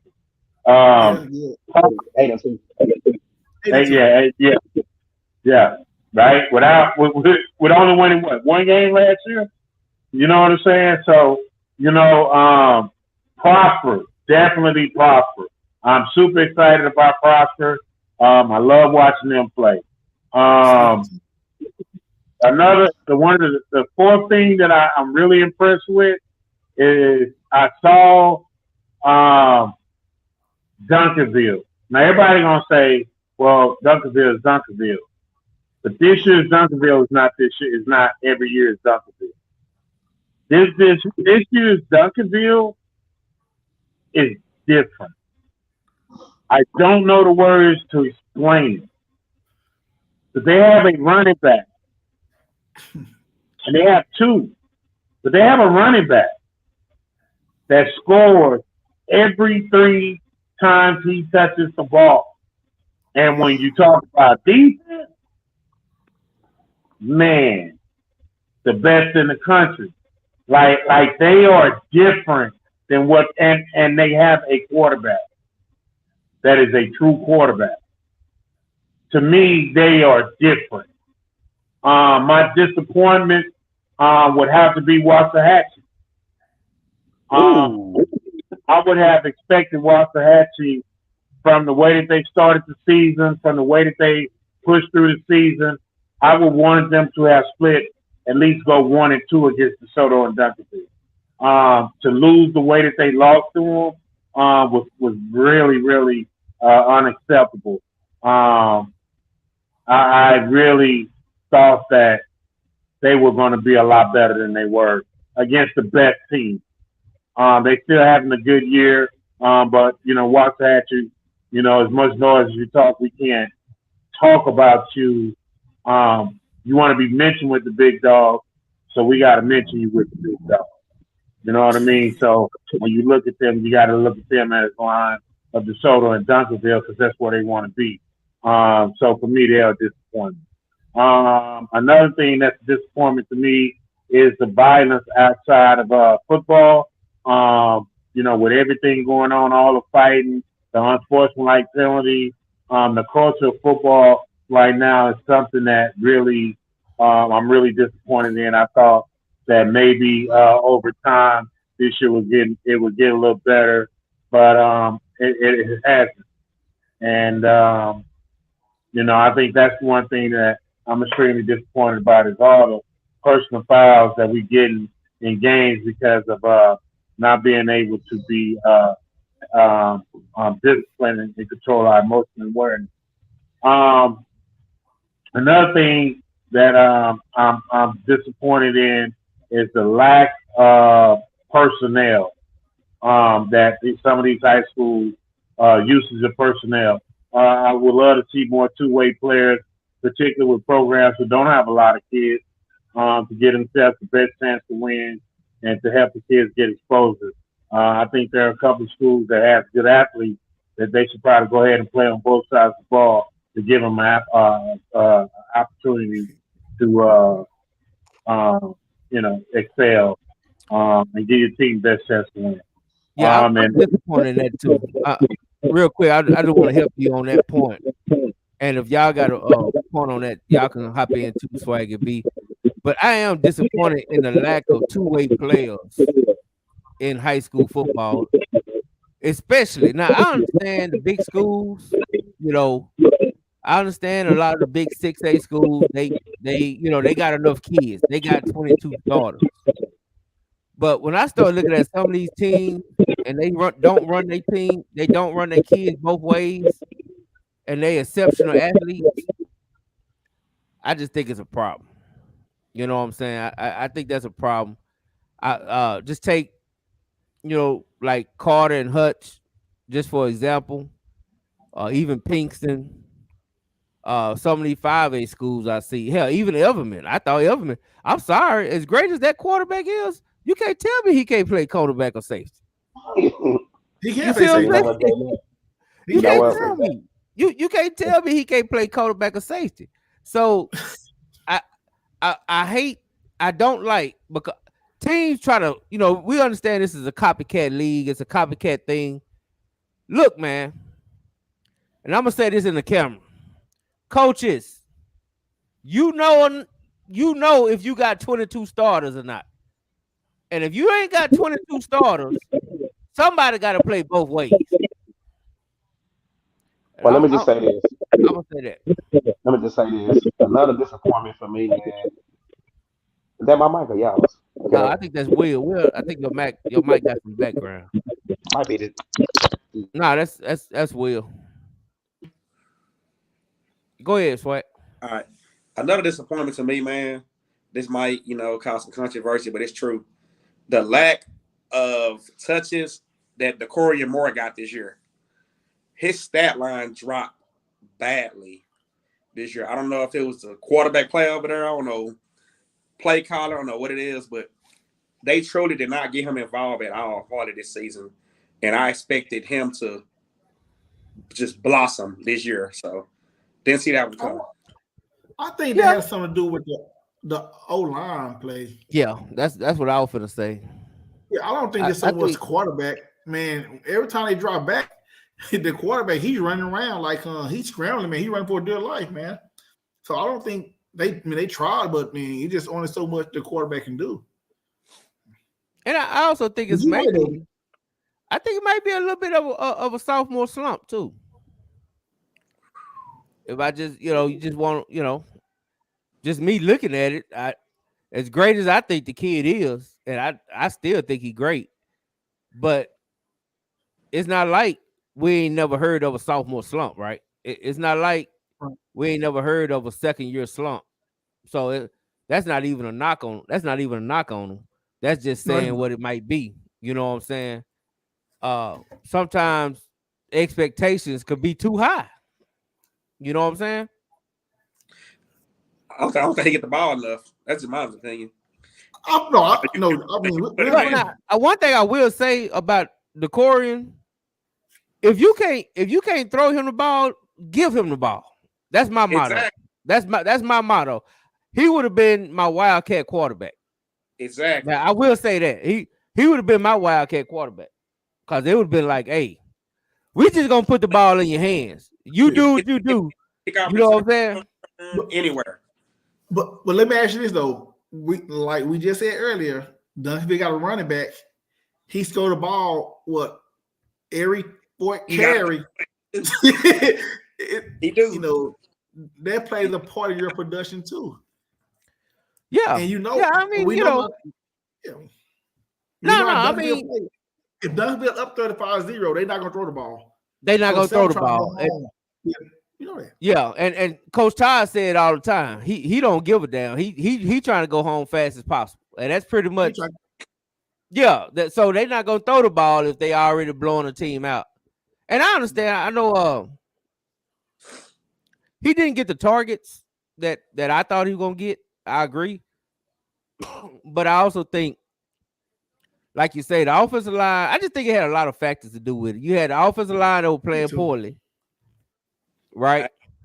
You also got a senior wide receiver that one thing we know is these coaches, they want to get their guys scholarships, right? Oh yeah. So they gonna try to get that film for their seniors. And Boo Bam is a senior, right? Yeah. So he, of course, a lot of stuff I think I would have been giving to Corey. Like if I would have gave Boo Bam one jet sweep, I would have gave the Corey one jet. You know what I'm saying? hey, it would have been Boo Bam to the right and the Corey to the left. You know what I'm saying? That's how I would have did it. But they can use him like they did Daniels. Remember a couple of years ago, they use him the same way. Cause they love running that jet sweep with him. Hey, but you know what though, J Matt? I think we all three of us left out 3 disappointments and improvements, and I bet y'all agree. One disappointment we left out 4 and 6 Judas Trinity. Nobody saw that one coming. Yeah, Jesse said that. Yeah, I just seen that. We left out 9 and 1 Dub East. Yeah, nobody said that as a surprise. And the last one, we left out a team who ain't been good in years, but this year they had a winning record, even though they missed the playoffs by a game. You gotta give a shout out to LD Bell. And they still missed the playoff. They kind of like Pinkston, man. They started off hot. They actually had a winning record. No. Hey, Will, you back on Ron? Yeah. Who back online? Will. But can you hear me? Yeah, okay. There he is. So, yeah, hey, I've been here, guys. Listen. Yeah, no, you had a lot of static. But I mean, since Rob brought it up, just give me your opinion on the sophomore receiver at Duncanville, the Corey Moore, who he's still one of the top wide receivers in 2025. He number 1, but he just kind of had a bad year this year. For me, for a number of reasons. I think the offensive line was bad. I think, like Brian said, I think the scores of the game got out of hand, and coach is just not going to throw the ball, and senior receiver. Just what's your thought on that? I think a lot of it. I think a lot of it was an inconsistent quarterback play at the beginning of the year. I think you lost your starter at the beginning of the season. When the sophomore came in, I think a lot of that was play calling to get him comfortable. I think lately they've been throwing the ball a little bit more. But again, you have a sophomore quarterback, and let's be honest, the sophomore wide receiver, he's gonna be phenomenal because he got 2 more years with his dog. So I mean, right now it's not about them; it's about the team and about doing what's best for the team. And I think if you look at it from that standpoint, his contribution is going to come when his number is called in whatever form or fashion it is called, and he has to perform at a level to help the team win. And I think those plays will be more memorable than getting 1,000 touches. Yeah, I agree. I just think I just think it was a whole lot of things. Sometimes the football universe is just, it deals you all kind of hands. You know what I'm saying? It deals you all kind of hands. You just got to roll whatever you dealt with. But you're undefeated. You played on ESPN. Like you know what I'm saying? Like, not to sound like you dealing with something, man. You're enjoying the best part of football. You know what I mean? You're a sophomore. You know what I mean? It's not like like, I'm gonna put it to you like this, Jay. The The first game I started my sophomore year was the first round of the playoffs. And you was the All-American. And I rode the bench the whole freaking year. Like I got scrub duty. But I made the most of the time that I got. So coach felt comfortable starting me at, you know what I mean, in the playoffs. And I just think that in those situations, you got to be comfortable knowing that you got a sophomore quarterback that you need to groom and get right for the long haul. And throwing the ball all over the field, particularly when you got two running backs. And then, you know, let's not forget your quarterback. He can run too. You know, so you got look, to me, Duncanville is in the best situation that Duncanville has ever been in going into the playoffs. And I know they was in a doggone good place with JJ. But right now they only have one JJ. Yeah. This team has a lot more offensive weapons than that Duncanville team had. And I'm gonna tell you. And his defense I know is for better. a fact, Roger Daniels was extremely frustrated after JJ, after that JJ year going into his junior year. He was, you know, and what was so crazy, everybody was like, why is he frustrated? He was the lead receiver as a sophomore, but yeah, he was the lead receiver as a sophomore, but there wasn't a whole bunch of touches. Not at all. There wasn't a whole bunch of touches. And but it worked out for him, as we all see. It worked out. Yeah, he good now. Yeah. And he gonna go down as a Duncanville legend. He's a Duncanville legend right now, as you know, at receiver. But I know how it is. I can imagine how it could be. You know what I'm saying? Hey. But I just think the kid is extremely talented. If you ask me, he's been playing defense anyway and offense. I was like, hey man, you ain't finna get bored. Come over here and catch some picks. Oh, we talking about number 9? No, number 4. Oh, 4, yeah. Okay, yeah. Because what people don't know, he's a great safety for real. He can play safety. I'll say this, J Mac, though, and this is off the subject, but it still got something to do with Duncanville. If Galena Park North Shore get to AT&T Stadium again with a receiver playing quarterback, hey man, you gotta get that team they props. I mean, North Shore is North Shore. I'm not into kissing nobody from Houston ass, so I'm just a hater. And it's gonna be that.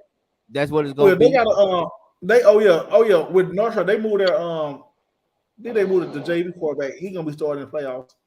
Nah, he ain't no JV quarterback. They moved the JV quarterback to Boston. He's gonna be starting in the playoffs. Hey, while we on the subject of Houston, though, shout out to my hometown Astros. We did it again. Oh yeah, Dusty Baker. Yeah, I'm happy. Oh yeah, you gotta give a shout out to Dusty, man. Dusty his first one, man. Like he been doing this for a long time, man. Big up to Dusty Baker, man. That's huge. Big up Houston, man. Yes, listen. And we had the audacity to give up Nolan Ryan. Sorry, Texas Rangers. Y'all get on our level. Anyway, I'm mad at Houston. Houston killed Offset.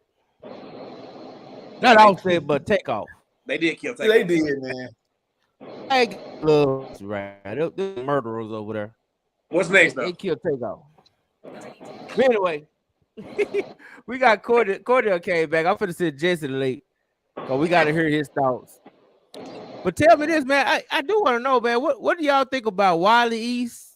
I want to hear what y'all prediction is on the Louisville. If you want to give it, it might be part of Swaggy picks. But what y'all think of that Louisville Allen first round? You want Wiley East thoughts for real? Yeah, what's your Wiley East thoughts? Because you remember Coach Eastside came in here, shitted all over Wiley East. Called him terrible and everything because they played the Garland district. He called him everything but a child of God, Coach. No, he called him everything but the child of God. I'm like, hold on, man.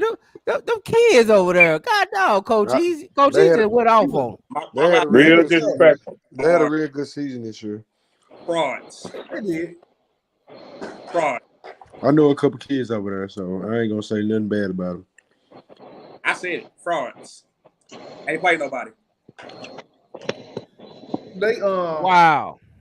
who That's what we who they doing? play first round? They play Rockwall Heath.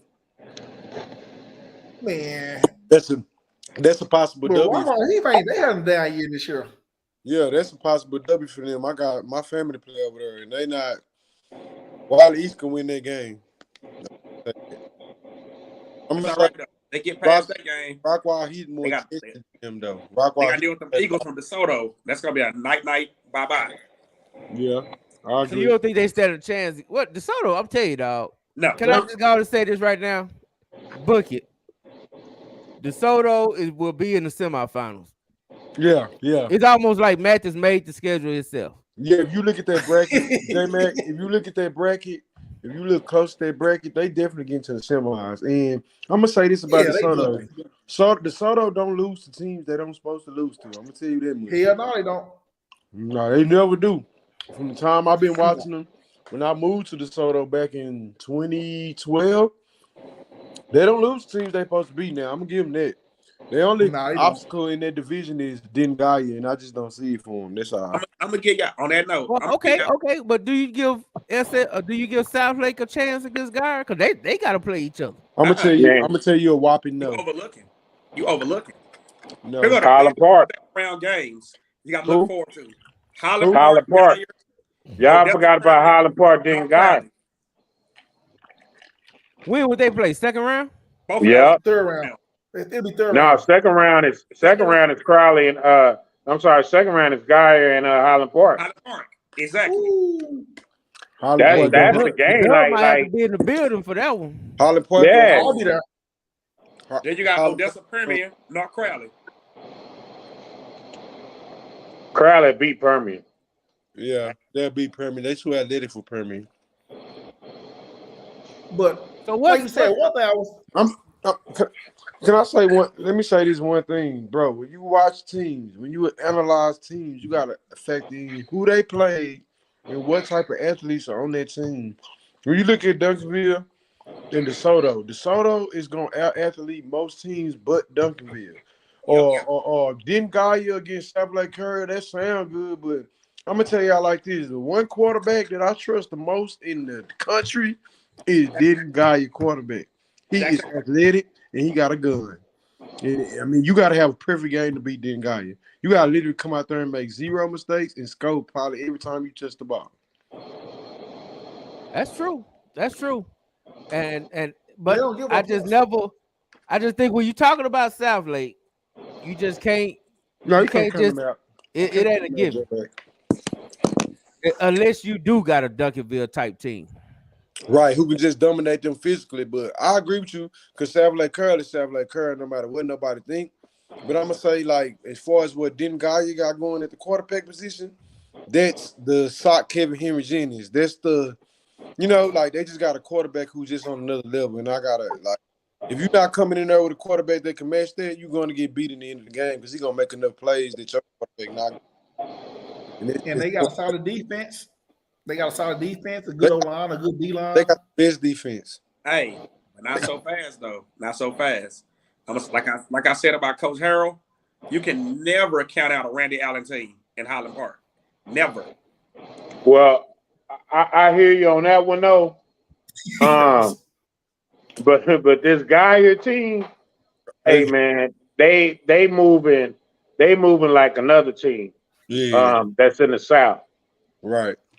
That's how they moving. Like they not. You don't hear nothing about them. Even when they had the big wins, you don't hear nothing coming from Denton Guy. You don't hear not one peep.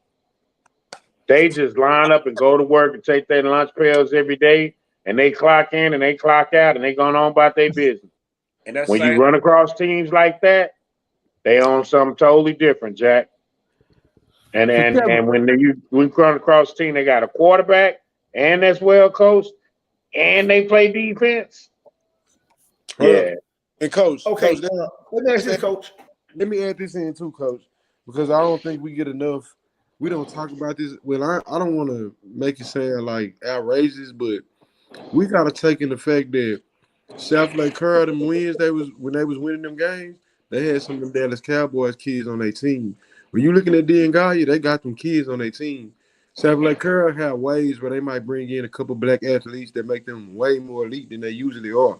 Like Den Gaia got that on their team, coach. Like you can't overlook the fact that their 4-4 speed matter and having a couple black athletes do matter. Yeah. Well, having a I couple tell you athletes what, in general. You know what I mean? I can't wait to see that secondary against DeSoto. Cause one thing I will say is I don't know if Geyer got the pass rush Duncanville got.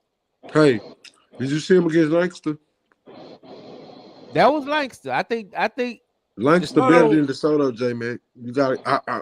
I ain't want to say this, but Lancaster was a better team than DeSoto this year. They played hard-nosed defense, and they quarterbacks could absolutely deliver the ball, and they got time in the pocket. I don't That's know the if they only thing got better. that's the only thing DeSoto missing to me. They just missing the fact that when they do got to drop back, I don't know against every team they're gonna have the time to do that without establishing the running game. Then guy can run the ball relentless, and they can throw the ball relentless. Excuse me. So you try to tell me Dengar will beat DeSoto worse than they beat Lancaster? I'm gonna say my final score prediction, and it's no slight to DeSoto because I think they're great. I just think they just missing. I ain't gonna say what they missing because it's gonna start an overall. But I say 50-21. Well, guess what? We're gonna never see it because they're not beating Highland Park. I guarantee it. Who, Gaia? Who not beating Highland Park? Okay. Gaia. I'll take that bet any day. Sweat. But J Mac, let me ask this, coach. Well, my partner, he's from H-Town. He's saying we're sleeping on that team out of Houston, that New Casey team that's 10-0. New Caney? New Caney? Yeah, New Caney. Yeah, he said, why he just seen it. He said, why are we sleeping on them for? They underrated. He said they should be. Do they gotta play North Shore? No, they gonna have to play. They played DeSoto's like second round, third round. They beat them. I'm looking at their schedule right now. They'll play third. DeSoto knocking off any team outside of Duncanville and Gaia to me, personally. Hey, I'm gonna get Courtney credit on that one because we also seen a 10-0 spring team go to DeSoto a couple years ago and got demolished. Westfield, they beat Westfield. So everybody thought Westfield would go beat DeSoto. DeSoto went out there and mopped the floor with them. Here's the thing though, that team in Houston, man, like they play good ball in Houston.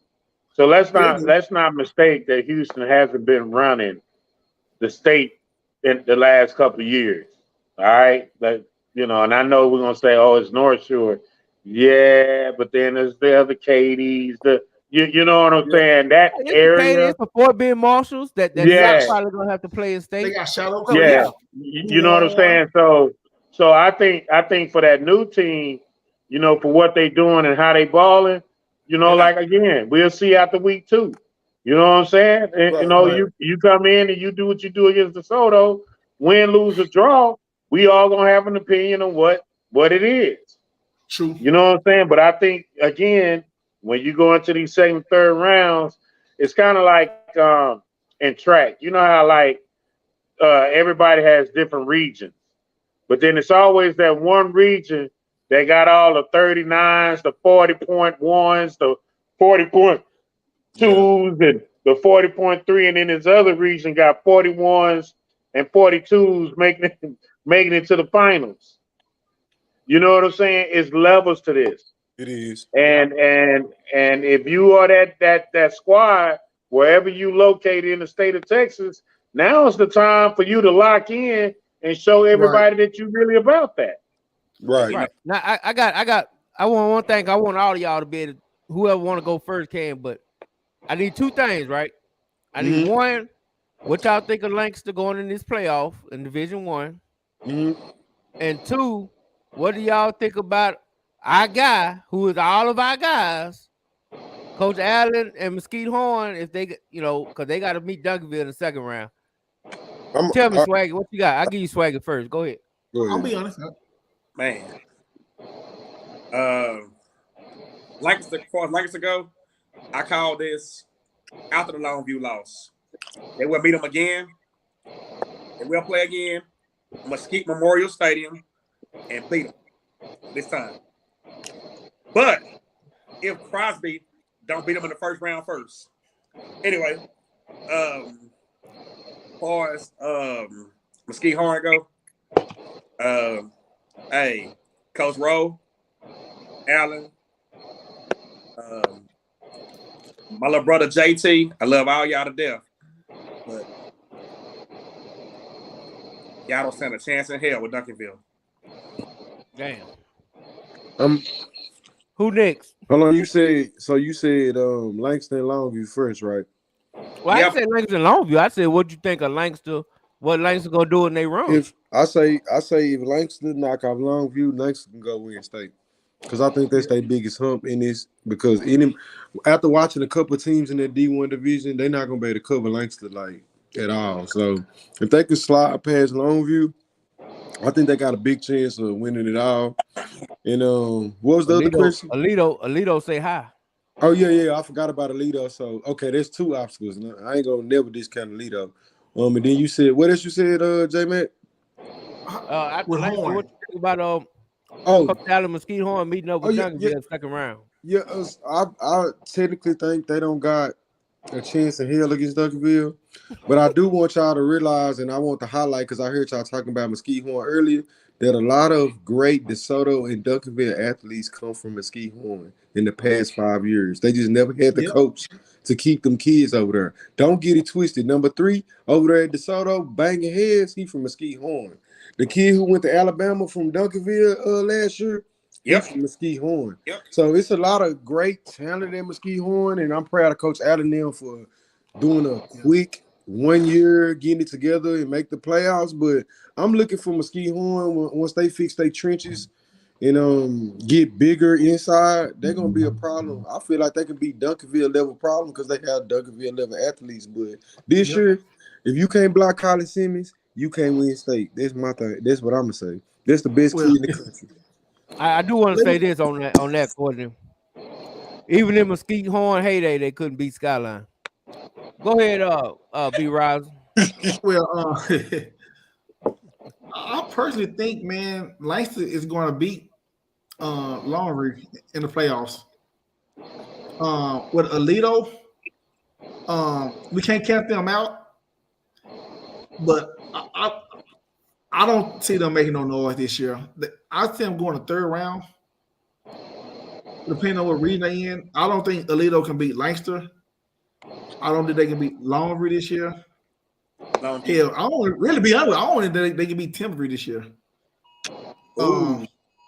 They're just my opinion. I don't think so. I don't, like I said. I mean, think about it. When they was playing Lord, I mean, they got Alito, they don't do nothing special. I mean, they got all the range, but the reason Alito went out on state titles, but because of the trenches, they got a good O line, they got a good D line. But I mean, I think the tides are changing, man. I think a lot of kids from Fort Worth are staying at home. That I think, like North Crowley, they got better. Everything getting better, and them kids in Fort Worth, they're not going out west like they used to. So that's just my opinion. I don't think I think they'll make a good third round run. As far as Horn is concerned, if Horn, think about it. They made the second round. That's a win for them already. Because last year they went 2-8, right? Yeah, you're right. So think about it. You go 2-8, and the next year you win a playoff game second round. That's a win right there.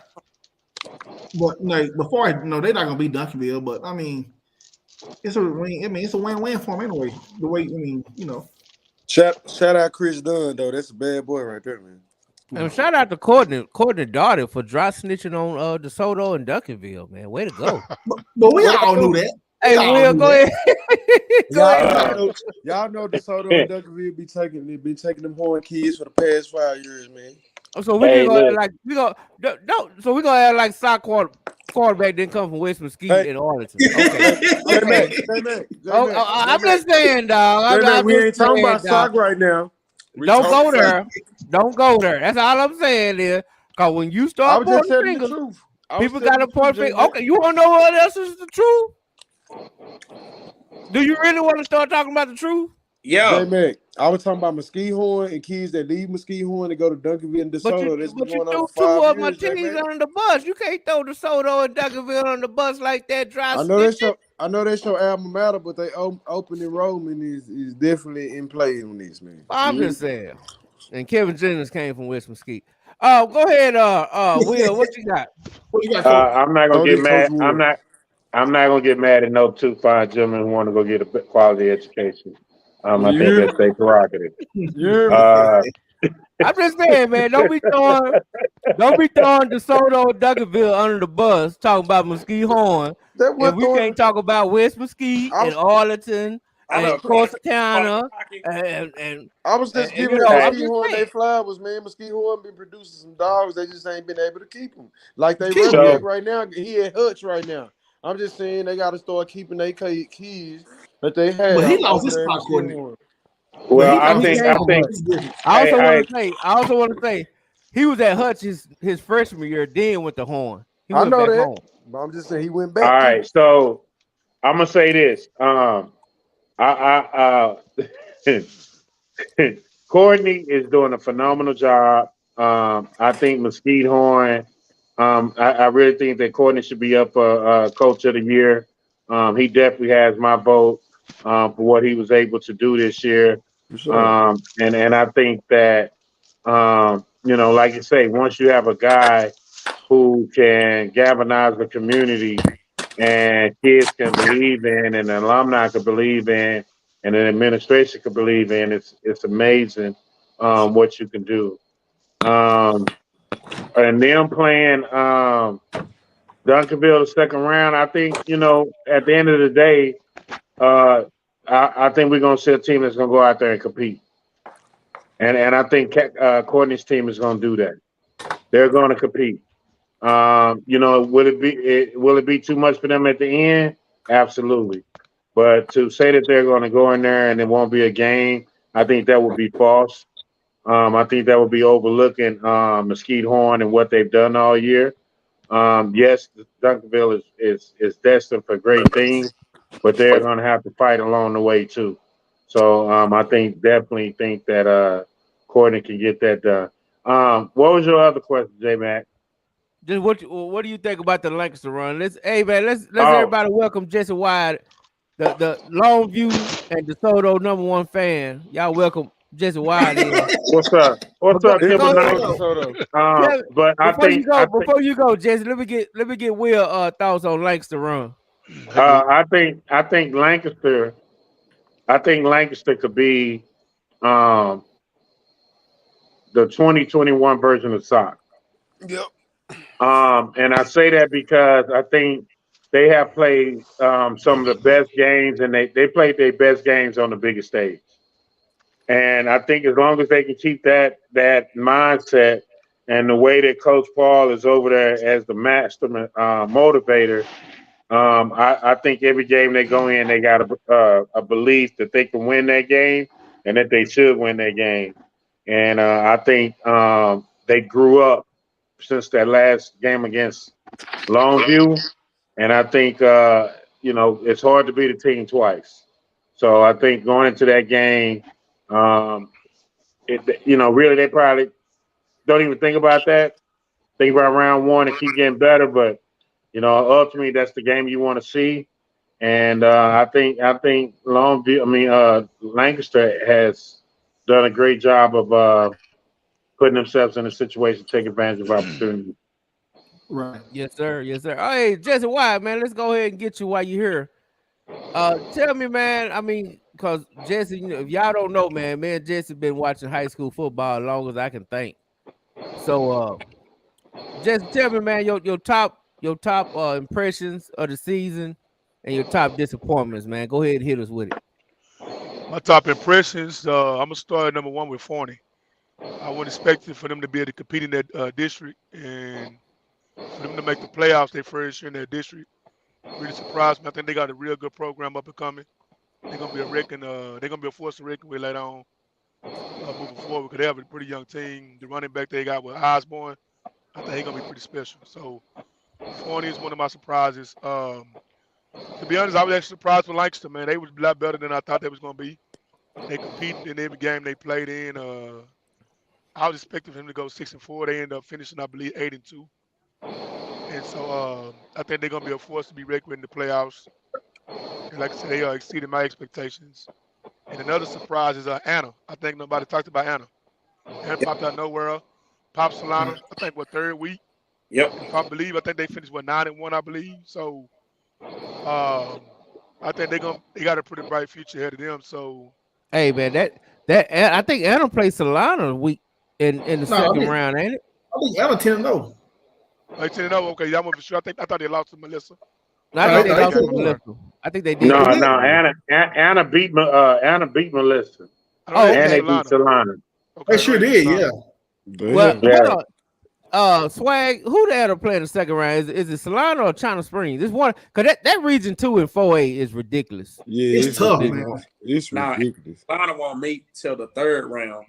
The second round, Anna gonna play Waco La Vega or La Vega or Kennedale. Right. You're right. God. And that ain't gonna be no easy game. Nope. No, it ain't. Nope. Go ahead, Jess. My bad. Are you good? So my disappointments. First, I'm gonna start with Cedar Hill, man. I never thought I'd see them be a doormat. You know what I'm saying? I never thought I'd see them be a doormat in that district. And it was like unbelievable, man. It was like a stat game for a lot of people. My second disappointment is Utah Trinity. Like I see them make the playoffs. They're a team you can't really count out, even though they went 4-6. No, I was really, when I saw them in the scrimmage against Duncanville, I didn't think they were going to be that good this year. And to see them struggle the way they did, so that was they made the playoffs, though, right? They did, but it was a disappointment just the way they, go 4-6 for Trinity. Right. And then my third disappointment, I'm gonna name a player. It's not a shot, but the Trey Wiseman kid from DeSoto, he didn't live up to the expectations. I thought with the way they hyped him up, especially being a Texas Longhorn fan. Yeah. So that was a disappointment as far as with that. Hold on, just hold that thought right quick. Coach Carl, you've been coached at the University of Texas, right? Uh-huh. How do Trey Wiseman keep that scholarship? I'm not gonna do that. So let's not do that. Let's skip over that one. Yeah. And let's not even let that kid be a disappointment. Yeah. That kid doing what was asked of him. Right. He balling out, young fella. You know what I'm saying? Get ready for this championship. Jesse is a hater, and the fact that he even came on here with that foolishness.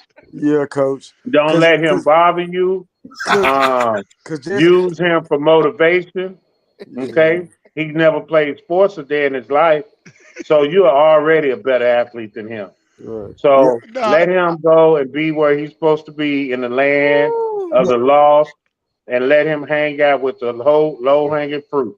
Yeah, and Jesse, you know what, Coach Jesse, hold on, Jesse. You kind of said like he a disappointment, and I know where you coming from because you just basing it off the hype for what everybody was talking. But you still got to understand usage and how DeSoto run their offense and what plays did he make when he had the opportunities. And if you watch the kid the whole year, you will understand when they gave him the ball the right way, he did his thing. They just got complex, one of those offenses where they kind of want to throw the ball more than they run the ball.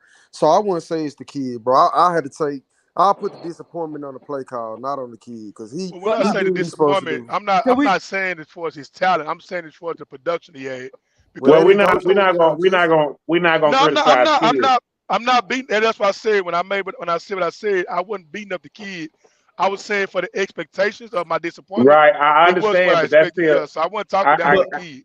No, but that's still associated with the kid. Right. You know what I'm saying? I'm saying let's just mix that conversation all together. Okay. Right. Well, can I ask y'all a question? Go ahead. Absolutely. Go ahead. Can we be disappointed at the way DeSoto used their running backs this year? Yes. That's what I want to say. Fair question. Okay, we'll do that then. That's a fair question. And I say that because when we were just talking about the Moore kid a while ago, you know what I'm saying? When people saying the sophomore slump, so I wasn't taking that as a shot or nothing like that. And even though I talk my stuff about DeSoto, I don't hate no kid on there, bro. Like I wish all them kids see. I'm a Longhorn fan. So to see that kid go to Texas, that's you know what I'm saying, like who the top player? Who the top player on Longview, sir? Who the top player on Longview? Jalen and Taylor. Jalen Hale is the top player on Longview, but who do Longview premier in the game?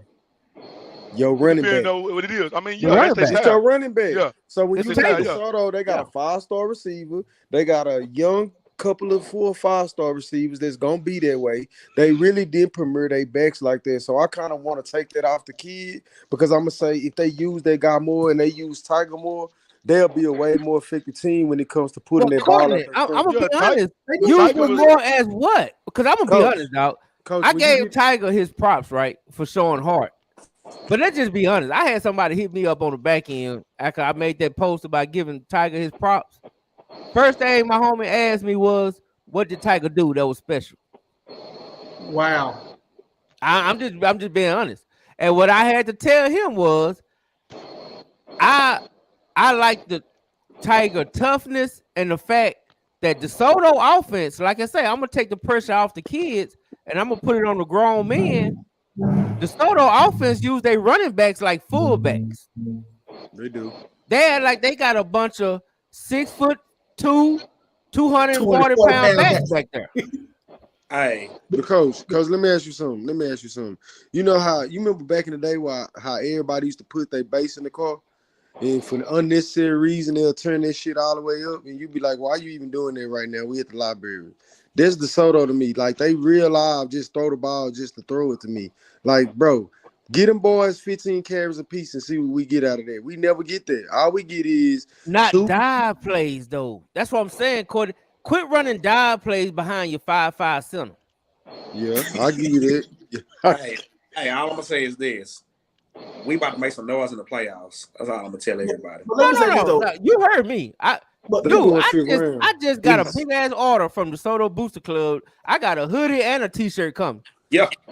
I ain't against DeSoto. I know they don't believe it, but I ain't against DeSoto. But I'm also gonna call it like I see it. You know what I'm saying? But let me say this. Let me say this though. Back to Jesse's point, DeSoto, they got a 5-star running back who's not even the premier back. That's my point. Tiger is the start. The Tiger is the starting running back.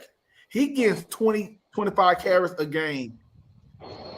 So this just me. If you're gonna get a kid from Waco who's passing, I mean, I seen a lot of moms say she didn't look. You know, you passing Walter Hatchie, you passing all the other school districts. I mean, you would think that he would be the premier back, and you know. I think that's what Jesse was getting at. I mean, that's what I was saying. Like I said, it wasn't his talent. That's what I was saying. For him to be a 5-star running back, from what I'm saying, but you're saying the same. I guess, guys. What I'm saying is, I guess this is just me, and maybe it's just me. But I'm saying let's not do that. Right, you know what I'm saying? Like we're still talking about that kid and his skill set. However you want to dress it up. However you want to just bring it into play, you're still talking about that kid. If we want to talk about what Jay was talking about, we would say, hey, it's about the play call and the kid being good in a situation. That's something totally different. I just personally don't believe in talking about a kid, not a high school kid. Yeah, but I'm not going to tell me about the usage of the DeSoto running backs in that offense. And now they use them as 31 dive all game. Now, okay, so that's another issue. So when you're talking about that, to me, again, it's gonna go back to this: DeSoto, the history of DeSoto, and what DeSoto has been in recent years has been the team that likes to throw the ball around the field. That's what they like to do. I don't think that they are sophisticated enough in the run game to take advantage of the type of backs that they have. I do think that that as the playoffs go along, there's going to come a time in your 4-minute offense to end the game, to win the game, where you're going to have a big dosage of Tiger. There's going to be plays in the playoffs when it's raining and it's cold where you're going to have to be able to run the ball. You have two good running backs. So I don't know what happened to where they used to run off tackle and the outside zone, the inside zone. I don't even see them running a lot of counters and gap schemes. And those are things that'll help both of their running backs out. So I just think that at the end of the day, man, if that's the question you ask it, there's absolutely ways that you can free up them in the running game where you can have both of them in the running game. And for you to be as explosive as you can, that if you actually incorporated your running back, you'll be so freaking explosive that people wouldn't even know how to stop them. I'm gonna give you an example. Like people think I always hate on DeSoto. No, one of my favorite all-time players I used to love watching from DeSoto, Dontre Wilson, and the way they use him. I mean, I can say that Trey Wadnick got the same kind of skill sets that Dontre had.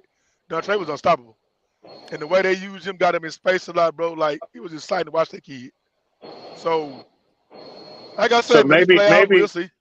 Yeah, well, maybe your issue is like Jeremy says, is you wish that they would use him in a way to showcase his skills. Correct. They didn't use the correct. And like Roger said, like it surprised me when I found out he wasn't even the starter. You know, I'm like, wow.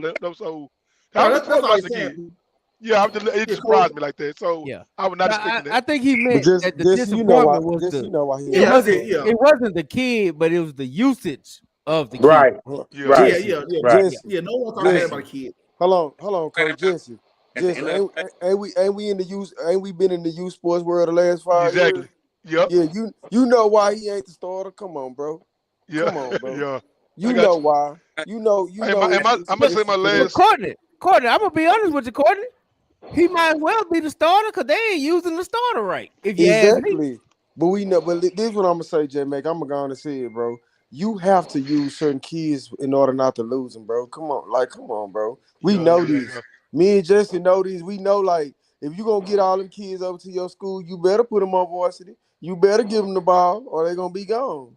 So I feel like Trey already earned his scholarship, and I feel like they trying to hit. I feel like maybe that's what it is. He earned his scholarship already, and maybe they trying to get the other kids in.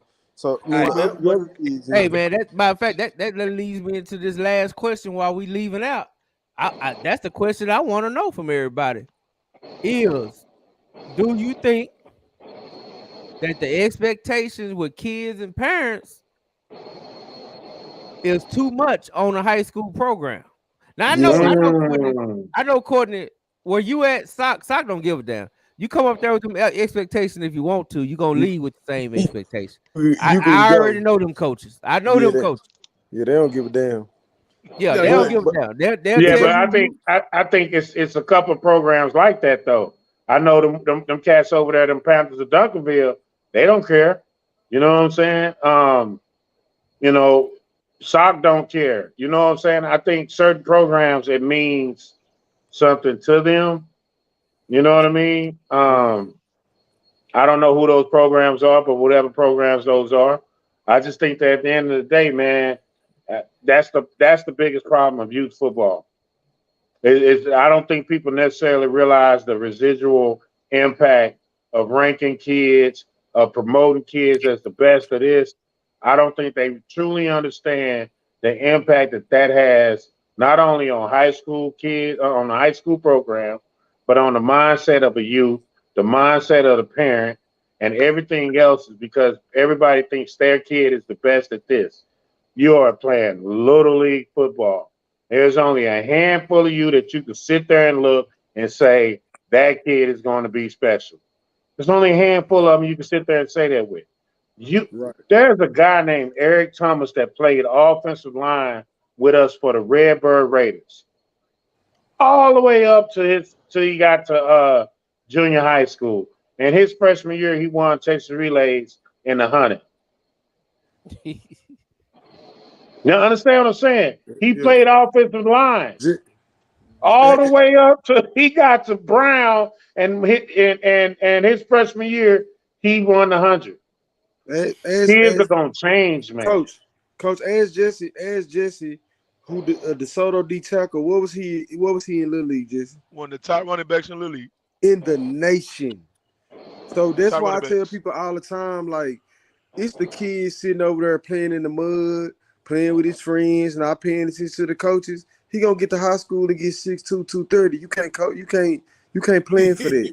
So I tell people all the time, I use this prime example all the time. I tell people when I was in Little League, right, we had a couple cats. Oh, they was the Redskins and they was the Jets and they was the best players in the world. We got to high school, we benching 350 now, sir. You benching 125. It ain't gonna work no more. So I don't. That's why everybody. You came to my son game today, Brian. You came to my son game. Everybody want me to praise him. Everybody want me to say he one of the best kids. But I always tell them, bro, you mediocre until you make it, bro. Because the reason why is you can do all that to these kids now, but what you gonna do when you 16, bro? That's what I want to know. When you 17, when you 18. I just want you to learn the game and get better at what you do. A lot of these parents caught up in trying to push their kids through a dream that they could never live out. But see, I was 5'9". I was 5'9". I knew I wasn't going to the NFL. So that was never my dream. I knew I wasn't going to the NFL. I was 5'9", and I didn't like rehabbing. So I knew I wasn't going. So when they used to put me in the damn training room, I used to be in there hot as hell, J-Man. So I knew I wasn't gonna make that. But I see something in my son that's different. So instead of me pushing him to something I want to, what I thought I was gonna be, I never thought I was gonna be there. So it's him and his dream. A lot of these people living out their children's dream through their children. And you gotta let your kids be who they are. And a lot of them gonna lose in life because they're gonna bank on that, and they're gonna end up with that kid who JV senior. Hey, I can agree because let me tell you, my son was at McCowan Junior High. He started on that defense, but you think I was gonna send him to DeSoto High School, a 5'5" cornerback? you think I was gonna send a 5'5" cornerback to DeSoto? I'm just saying, you know what I'm saying? I'm you just made being the honest. executive decision. You know made what the I'm executive decision. Yeah. I had to make a business decision. You know what I'm saying? Right. You know what I'm saying? But you know what? I made the right decision. He played on varsity from freshman all the way till he graduated. Right. Do what's best for your kid, bro. You think he would have did that at DeSoto? Nope. No. He probably wouldn't even trust the field. He wouldn't even trust the field at DeSoto. I think my son gonna be a UFC fighter. Hey, B. No, I believe that too, Jesse. I think he's gonna be a UFC fighter, nigga. Because he would football. I think he's gonna be a UFC fighter. I don't think your boy cares too much about football. He like other type of things. Yeah, I'm starting to see that. Yeah, because you know what he told me one day? He said, "Coach, I kind of like rugby better than football." Yeah, he did play. Yeah. Yeah, he liked the rugby better than football, so he might want to punch people in the face for a living. Yeah, I think he'll be a UFC fighter, bro. Yeah, look, that's crazy because my son played rugby. He was like, Dad, I don't want no head injuries. And I'm like, and you gonna play rugby?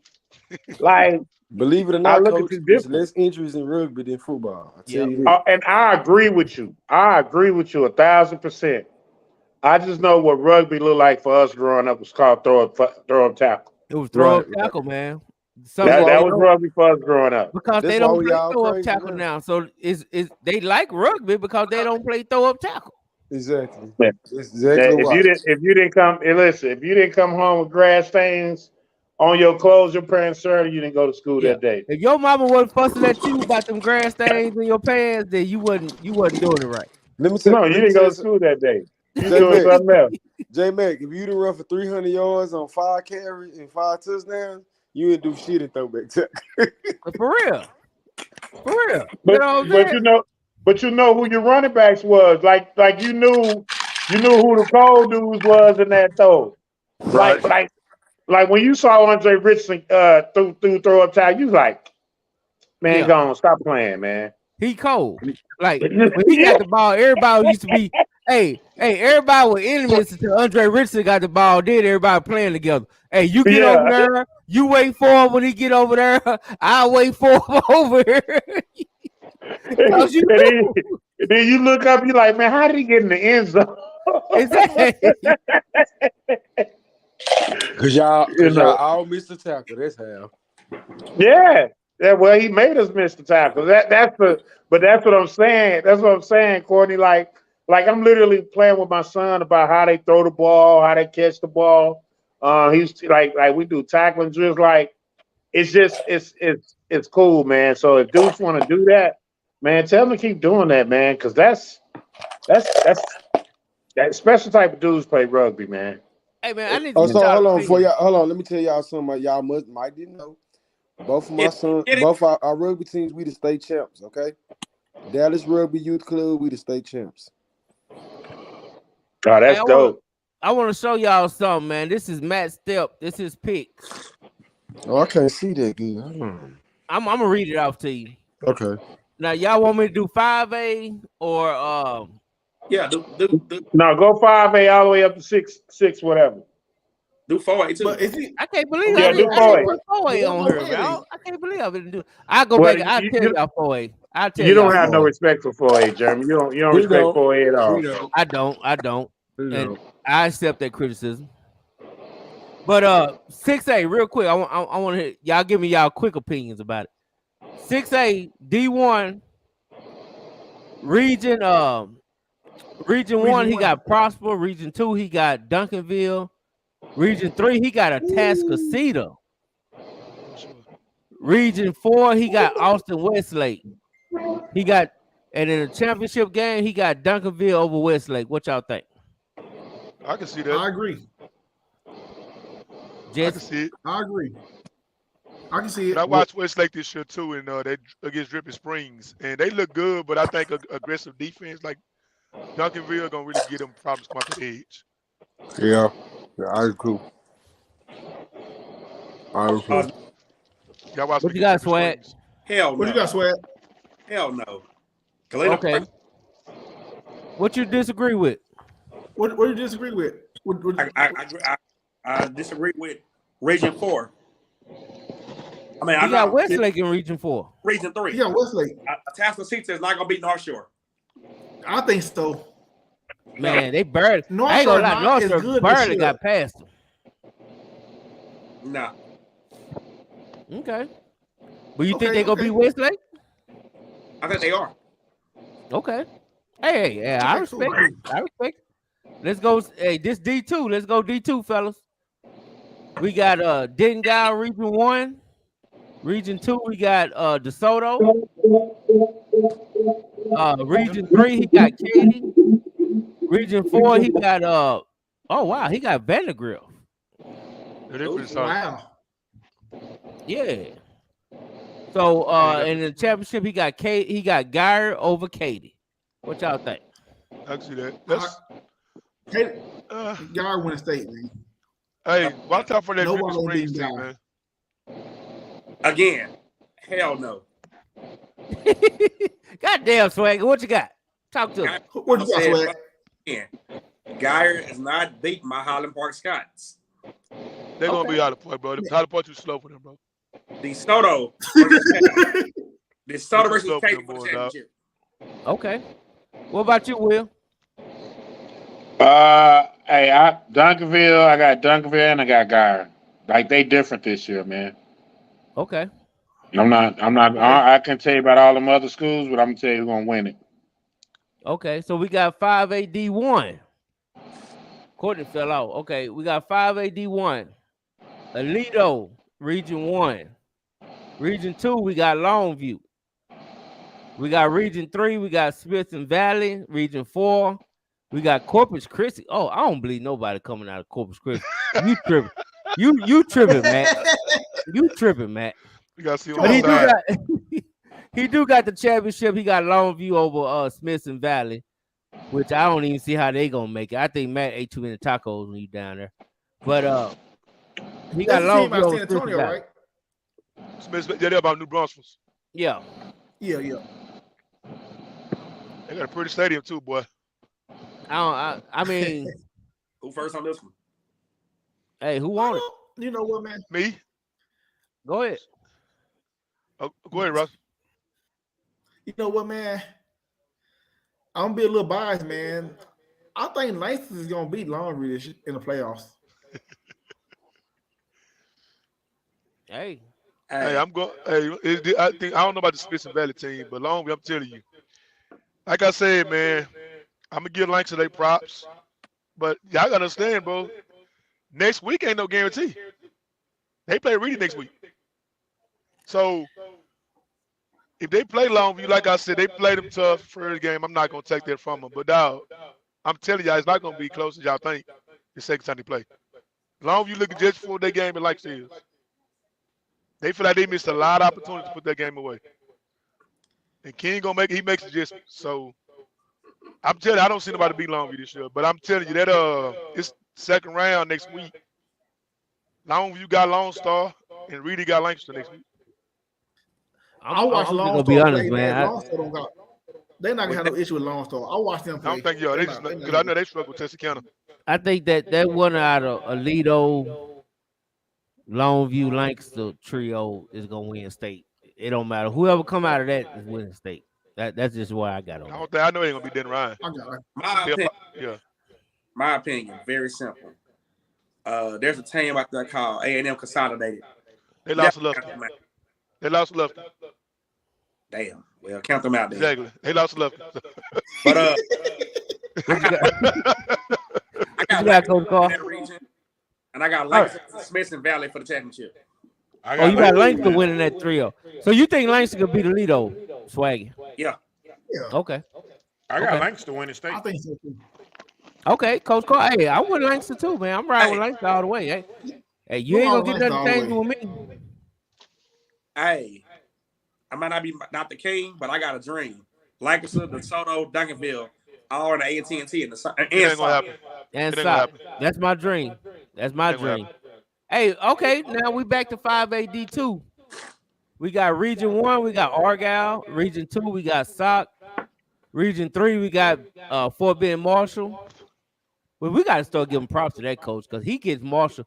People talk about Duncanville, but hey, man, this coach get Marshall to state damn near every other year. He do. He sure. And they're inner city school. They're inner city school, but they don't get half the criticism that Duncanville get. Well, I tell you what, though, man, and that Fort Bend Marshall team is just as impressive on the track as they are on the football. Well, they are. That's what they known for not having it in the trenches. They kind of like DeSoto. They're 7-on-7 team. Yeah, they're 7-on-7 team. And he got Sock over Fort Bend Marshall, which I would love to see that state game. I ain't even gonna lie to you. I would love to see that too. That would be so much fun. That would be just fun to me, man. I ain't even gonna lie to y'all. What y'all think about that? Big Riser, tell me about it. Yeah, I believe Sock can win state. I mean, cause he got Sock beating Argyle in the semifinals. Yeah, I think Sock can win state, man. But like you said, man, I think they gotta tighten up on the quarterback position. It's go time, and they gonna have to throw the ball. Like you said, they just can't run the ball 40, 50 times and expect to beat a good team. But back to this right here, I can see this happening. Swagger, talk to me, Swagger. I'm not sure if they're in Region 1 or Region 2, but there's a team out there called Wichita Falls Rider who is really being disrespected. Actually, I think Argyle will play them second round. Wichita Falls Rider is my sleeper to win the state championship. Ain't that where your boy JT Barrett from? You're right. Yeah. And they will play Argyle, I believe, second round, if I ain't mistaken. Hey, put that list back up, Jeremy. If you need help on the other ones, I'm gonna help you with that one, with those. Well, I mean, tell me what you think about the 5AD2 before we get out. Before we go to the next one. I can see. I can see. Man, I haven't watched Sox since they played Paris. I know their defense is real stiff. I want to see a little bit more now with the competition heating up or whatever. Because I haven't really seen the quarterback play. I heard Will talk about this third string quarterback they got. So if they ain't getting any kind of quarterback play, even halfway to what Jennings did, I don't see nobody beating them because their defense is really that good. And I don't see Argyle. I don't think they can match up with them from an athletic standpoint with the way that the Sox play defense. But the quarterback plays where I got to see a little bit more. But I'm gonna go with Sox. Yeah. Okay. And this coming right here. Now go ahead. J-Mac. Let me. I guess who the Facebook user right here? They're talking about Iger and Liberty Hill. I'm telling you, Liberty Hill is not gonna get past LBJ. Nope. Or You they're know, not it's gonna get limited past about back Fort a lot Brown. of their whole team though too. They brought the whole team, but I Yeah, but didn't realize how young they were last year. LBJ beat them last year. Yeah, the same team that got rolled. They brought the same Yeah. team back who got rolled. Who beat LBJ last year? I think it was It was Stephenville. Stephenville. Stephenville. Stephenville beat him in state, Stephenville. beat him down. That's Oh, why that I was just 4-8. said, Okay, my bad. I'm gonna be honest. I'd never be able to believe in Austin LBJ the way they let Stephenville just take their cooking.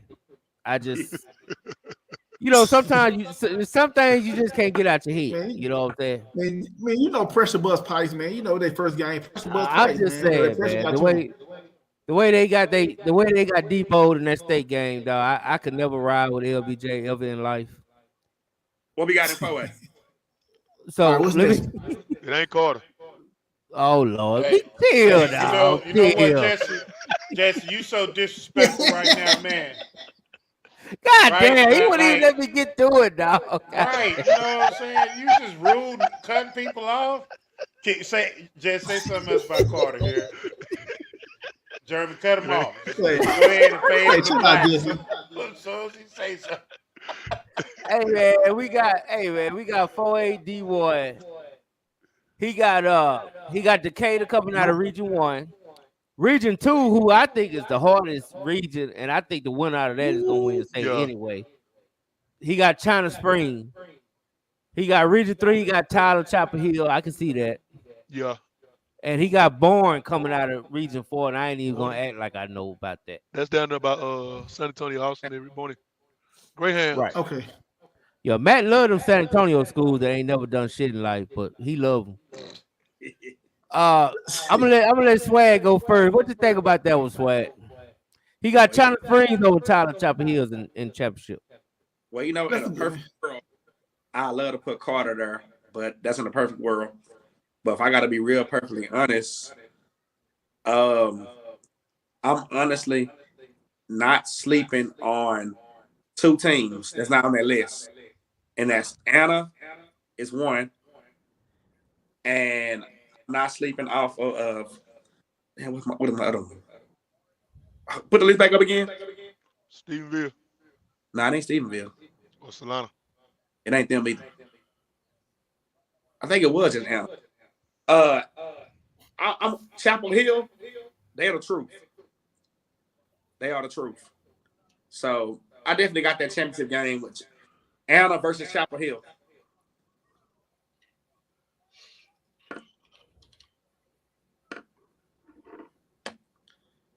That was it. Chapel Hill. Okay. What you got, Matt?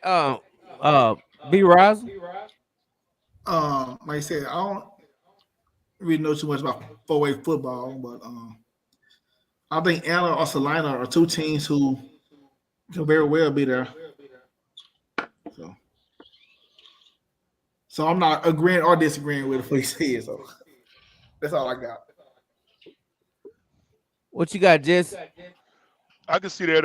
Like the Anna is 1-1. I'm gonna put in the mix, but put that list back up, Jeremy.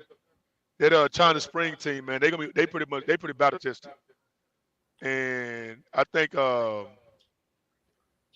that's gonna be pretty tough, man. On that one. But I'm gonna go with China Spring. I don't really see nobody beating them except Anna, and if they get past Anna, I think they'll pop Stephenville again. Yeah, I agree.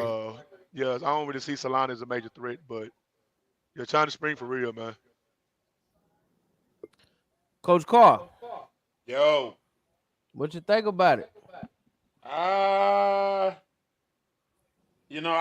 like Tyler Chapel Hill only because a good friend of mine, Tremaine Mack, played for them, went to Miami. The great punt returner, kick returner for the Canes. And we played with the Bengals together. China Spring, I have heard phenomenal things about that program. I've been hearing the great things about that program for the last couple of years. They have consistently been either playing for the state championship and or winning it. It's kind of hard to go against them guys. So I definitely think China Spring. Now, let me ask you this, just out of curiosity. Carter would be in that region too with China Spring, correct? Yep. Right. Yes. Third round. Shit. Uh-oh.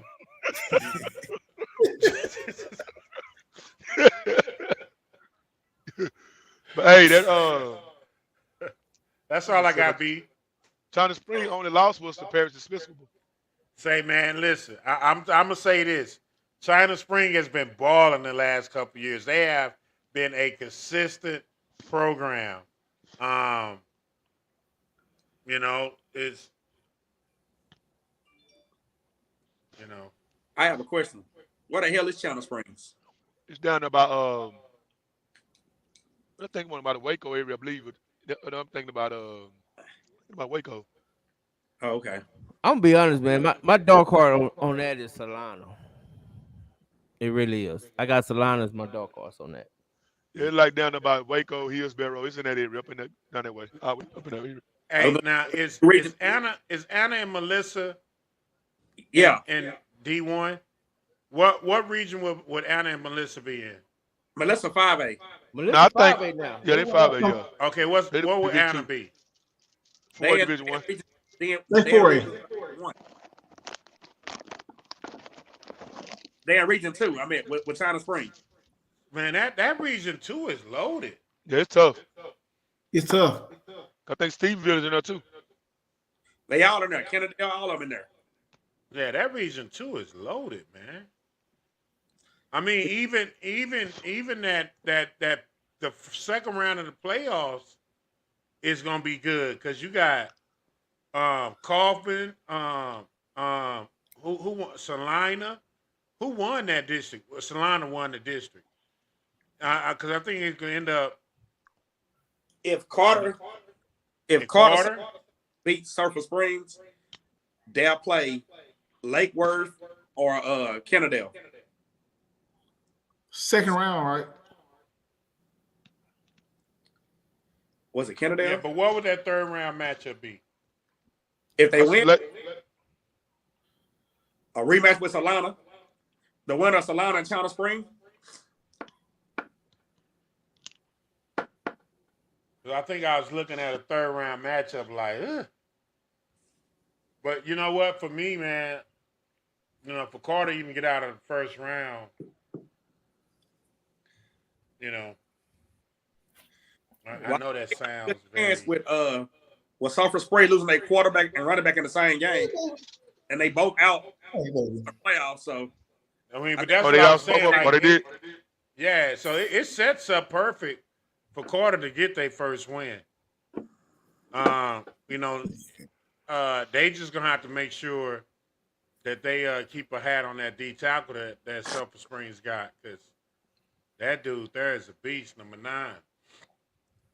I think if K1 set the tone early, the rest of the team will follow. Well, I think it's going to, they've been playing, you know what? It's kind of hard for me to talk about them because I was going to say they've been playing good defense lately, but they got to do it against a team that matters. Yeah. And I hate to say that, man, and have to keep harping on that. And I don't want to be that way. You know what I mean? It's just we gotta as an alum, as a person who loves Carter High School, who loves DISD football, who wants the best for these kids, because I'm a product of that environment, a product of that school district. And I know what that school district has given to me. We have to figure out a way to get more to these kids, because not getting out the first round of the playoffs is we're letting a lot of people down, and that's all over. If you think of, I kind of give it to equate like this, right? The funny thing about Carter gets past. This is Carter fan base. We get past the first round. Oh, okay, we won first round. Get past second round. Okay. And everybody gonna show up.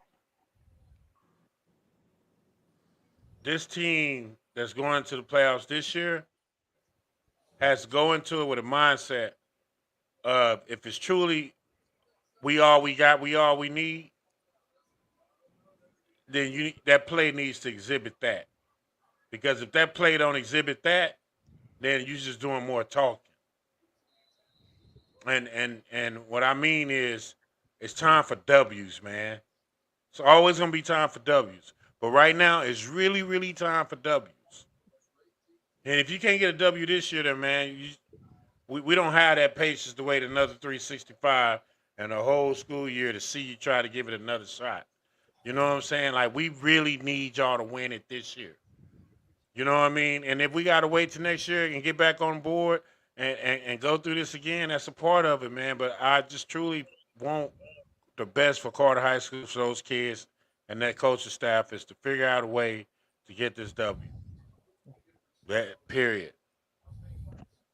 And I know I feel like I'm a hater or a ranting, but I'm not. I'm sincerely, genuinely care about my school because I had a guy call me today, laugh at Mercury Hayes, who went to Phyllis Wheatley, we went to Michigan together. He said we the Appalachian state of football, of our division. Hey man, I'm with you. I hate to sound like this, but I just want somebody to leave the one and done boys group. So how many? Let me ask you this: how many teams we got going to the playoffs in the district? In Dallas? Too goddamn many. Oh, hell, you got 4 of them out of the Sock district. Oh, that's a Dallas district. So you got 4 right there, and only 2 really got a praying shot. So you got 4. You got 5 and 6 would be Kimball. Carter and Hutch. Carter and Hutch. Lincoln. And then you got Lincoln and Madison. Did Madison make it? Hell no. No, they didn't make it. Okay. So you got 17. You got Lincoln. I think W.T. White made it, but if W.T. White, they play Reedy this week. Yeah. So you got 18. Yeah. And Dallas like. And I promise you, just take Sock out of it because we know they going. So that's why I said the one and done boys. Sock is Bobby Brown. Who gonna be Ralph Tresvant? No, the better question is who's gonna be Johnny Gill. Let's not forget Johnny Gill left and went on and had his own platinum album. Well, he had that before he came, right? Like Johnny Gill was known before he came. Yeah, but was it My before he joined New Edition, or was that? No, that was after. Yeah, you're right. I mean, okay. So Bobby Brown, Sock, who gonna be Johnny Gill? Who gonna be Johnny Gill? I'll take Ralph Tresvant at this point. Well, at this point, because you just want a first round win. I just want a first round win. You just want a man with sensitivity. Hey, I just want sensitivity. Now you talking about Johnny Gill? That's Thanksgiving. I mean, but I think it'll be Carter. I want it to be Carter so bad, and I'm not gonna ever give up hope on my Cowboys. I'm literally just in a place where the expectation is more like we can't keep living like we live it. You know what I mean? Against teams that don't look like us or teams that perceivably historically has been better than us. We can't live in that world, man. We got to find a way to start winning those games, and at the far worst, be competitive. Yeah, that's my thing, man. And not just for Carter, man, for everybody. Hutch, all these schools that's in the playoffs. Seagerville, Kimball. You know what I'm saying? Let's go out there and put up a fight. You know what I'm saying? If they just better than you, they just better than you. There's nothing you can do about that. But what you can control is your competitiveness, your preparation. You can control all those things. And that's just what we want to see, man. Like you said, one and done boys. Like we need out of that 7, man. We need out of that 7, we gonna need at least 1 or 2 of y'all to go ahead and get out that club. That's it, 1 or 2, preferably 2, at the least. At the most, we want everybody to get out. Now, wouldn't that be something? Wouldn't that be something, Jay? You got 3, 4 DISD teams going 2, 3, 4 rounds deep in the playoffs. Hey, wouldn't man, that be something? I love it. Man. Well, y'all won't be able to tell me nothing. Well, hey, man, I tell you what, we'll find out. I'm rooting for it. I don't know who it's gonna be. I think Woodrow. I think I'll take Woodrow beating Ennis. You know what? I take Woodrow beating Ennis and Carter beating Sulphur Springs 50-50. Yeah, I know that the quarterback and running back was out of the game for Sulphur Springs. Yeah, Carter set up over there. They set up. But it's just the mindset of getting over that hurdle. Did Sunnyvale make the playoffs? I think, I'm not sure. They in division. What's the name? They in division 2. Oh, you see, that's what that I'm was saying. That was the next one. Yeah, that was the next one. See, that's what I'm saying, man. Like it's set up. You know what I'm saying? All we gotta do is go out there and play ball, man. And I think if we do that, man, we'll be fine. But it's set up for us. It really is. And I think, go out there and play some ball, man. Right, you going to the Carter game this week or Friday? What they play, Friday or Thursday? Play Friday. You going that game or you going to another? Oh, you know where I be at. I don't know. It's playoffs. I'll be in Forney Bank Stadium. Are they playing in Forney? Yeah. Well, Rod already told us he only going to 2 places, DeSoto and Carter. That's it. Yeah, I'm gonna be all over the place. I know I thought about going Longview, but I know they should have the crowds. But I watch them next week when they play Lone Star. I just want to go see Carter in the first round. They'll stump Lone Star. I think I might go see. I'm thinking about Everman Thursday. I'm going to E-Block. And then I might go either to Sock Summit or I might stop by Duncanville Bryan. Yeah, they're gonna massacre them. It's like I said, another couple of good matches I was looking at third round, man. There's a couple of like that Byron Nelson and Boswell. That's gonna be a good one too. Yep. And Allen Louisville. Yeah, I said that's my first one. So who you got in that game? I got Louisville. Man, I ain't seen Louisville. You can't count Allen out, bro. Can't count him out. You know what I'm saying? I mean, he do got the pedigree, but man, Allen gonna turn some heads in the playoffs. They'll make. That's what I'm saying. Y'all don't know. What you got in Division 2, Jeremy, 4A? Division 2? I ain't even thought about it. Once Carter out of it, I don't even pay attention to the rest of it. That's why we know Carter Division 1. Yeah, I want to say I don't even know about Division 2. This is Division 2 right here. Yeah, Sealsby Tigers. No, that he got Carter. No, yeah, Carter's gonna win that. Yeah, they're gonna run through. You know, I would ride with Hershey. Yeah, they running back they got. Yeah. If Hershey could beat Carthage, I ride with them. But yeah, other than that, I ain't got. They hard to beat. Yeah, they gonna be hard to beat. I got them Tigers out of Sealsby. No, they not beat no Carthage, bro. Ain't nobody beat Carthage in that division. And who they got in 3A? Who you got in 3A? Oh shit. Rice Barrow, really? 3A. Yeah, I know they had a good year last year. Dangerfield, no, they Division 2. Yeah. 3A. Who out in 3A this year? How much he strode it down. Strode it down, Jeremy. Huh? Go to 3A. Quit that 3A quick. Yeah, I'm surprised Weisberry up there. I know they had a good year last, so I'm surprised I didn't know they was that good. 3A? Yeah, Weisberry. We got Weisberry, Malachi, okay. Columbia. Oh, they ain't no okay. I thought Hitchcock gonna be in there. He got Canadian Gunter. He ain't even got Dangerfield in on the Division 2. No, I definitely got Gunter. I definitely got them. Yeah, Gunter nice. Yeah, Gunter nice. Hey, okay, Newton nice. Yeah, Newton in there. But now, hey, watch Dangerfield, bro. Watch out for Dangerfield. Oh, y'all know Dangerfield the truth. Watch out for Dangerfield. That 2A, I told y'all, that Timpson team, ain't nobody gonna beat them this year. Yeah, Timpson my boys. They know the dog. They got a 6A line, bro. Yeah, Timpson my boys. I like Timpson. And I'm gonna tell you another team to watch out for in that Division 2 is gonna be Joaquin. Who? Joaquin. It's down there East Texas. You might think it say Joaquin, so the J. But it's Joaquin. But them names be throwing me off. It's Jaquin at the Rams. Watch out for them too. Them names be a trip, boy. But now, ain't nobody gonna beat Timpson, bro.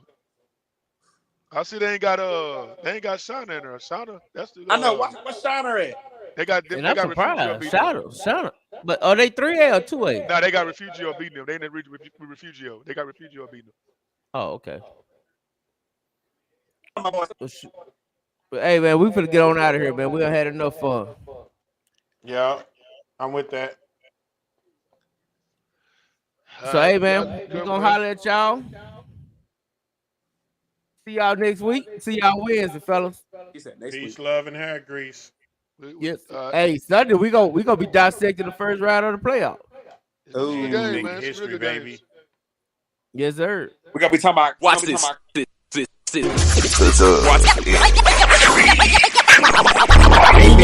Football talk is a big hit. Sunday nights to Wednesday nights, we striking a match cause we lit. Y'all know the name, we call it the Dub. On Friday nights, it feel like a club. Getting that VIP treatment on the sideline, they showing us love. Great interviews, go hugs, putting in work, go good. Texas youth and high school talking to page on Facebook. Hold up. Coach trying to stand on the scene, giving advice, he do what he mean. Jay Mack and Swaggy Big, rocking the gear, it's so clean. Big guys and go easy, off the easy, push easy. With my steppers, our special gifts, making flips so easy. Trying to win, we so greedy. All our fans are so needy, cause they need to hear them talk about that club. We do it for the dub. We do it for the dub. We do it for the dub. We do it for the dub. That DF dub. We do it for the dub. We do it for the dub. We do it for the dub. That DF dub. Welcome to the Dub, number one high school podcast starring Pat Oteezy, Jeremy McGinnis, Whitfield Roderick, Coach Carr, and Ron Riser. Well, all right. What's happening? What's going on? Welcome to the number one talk show. Speak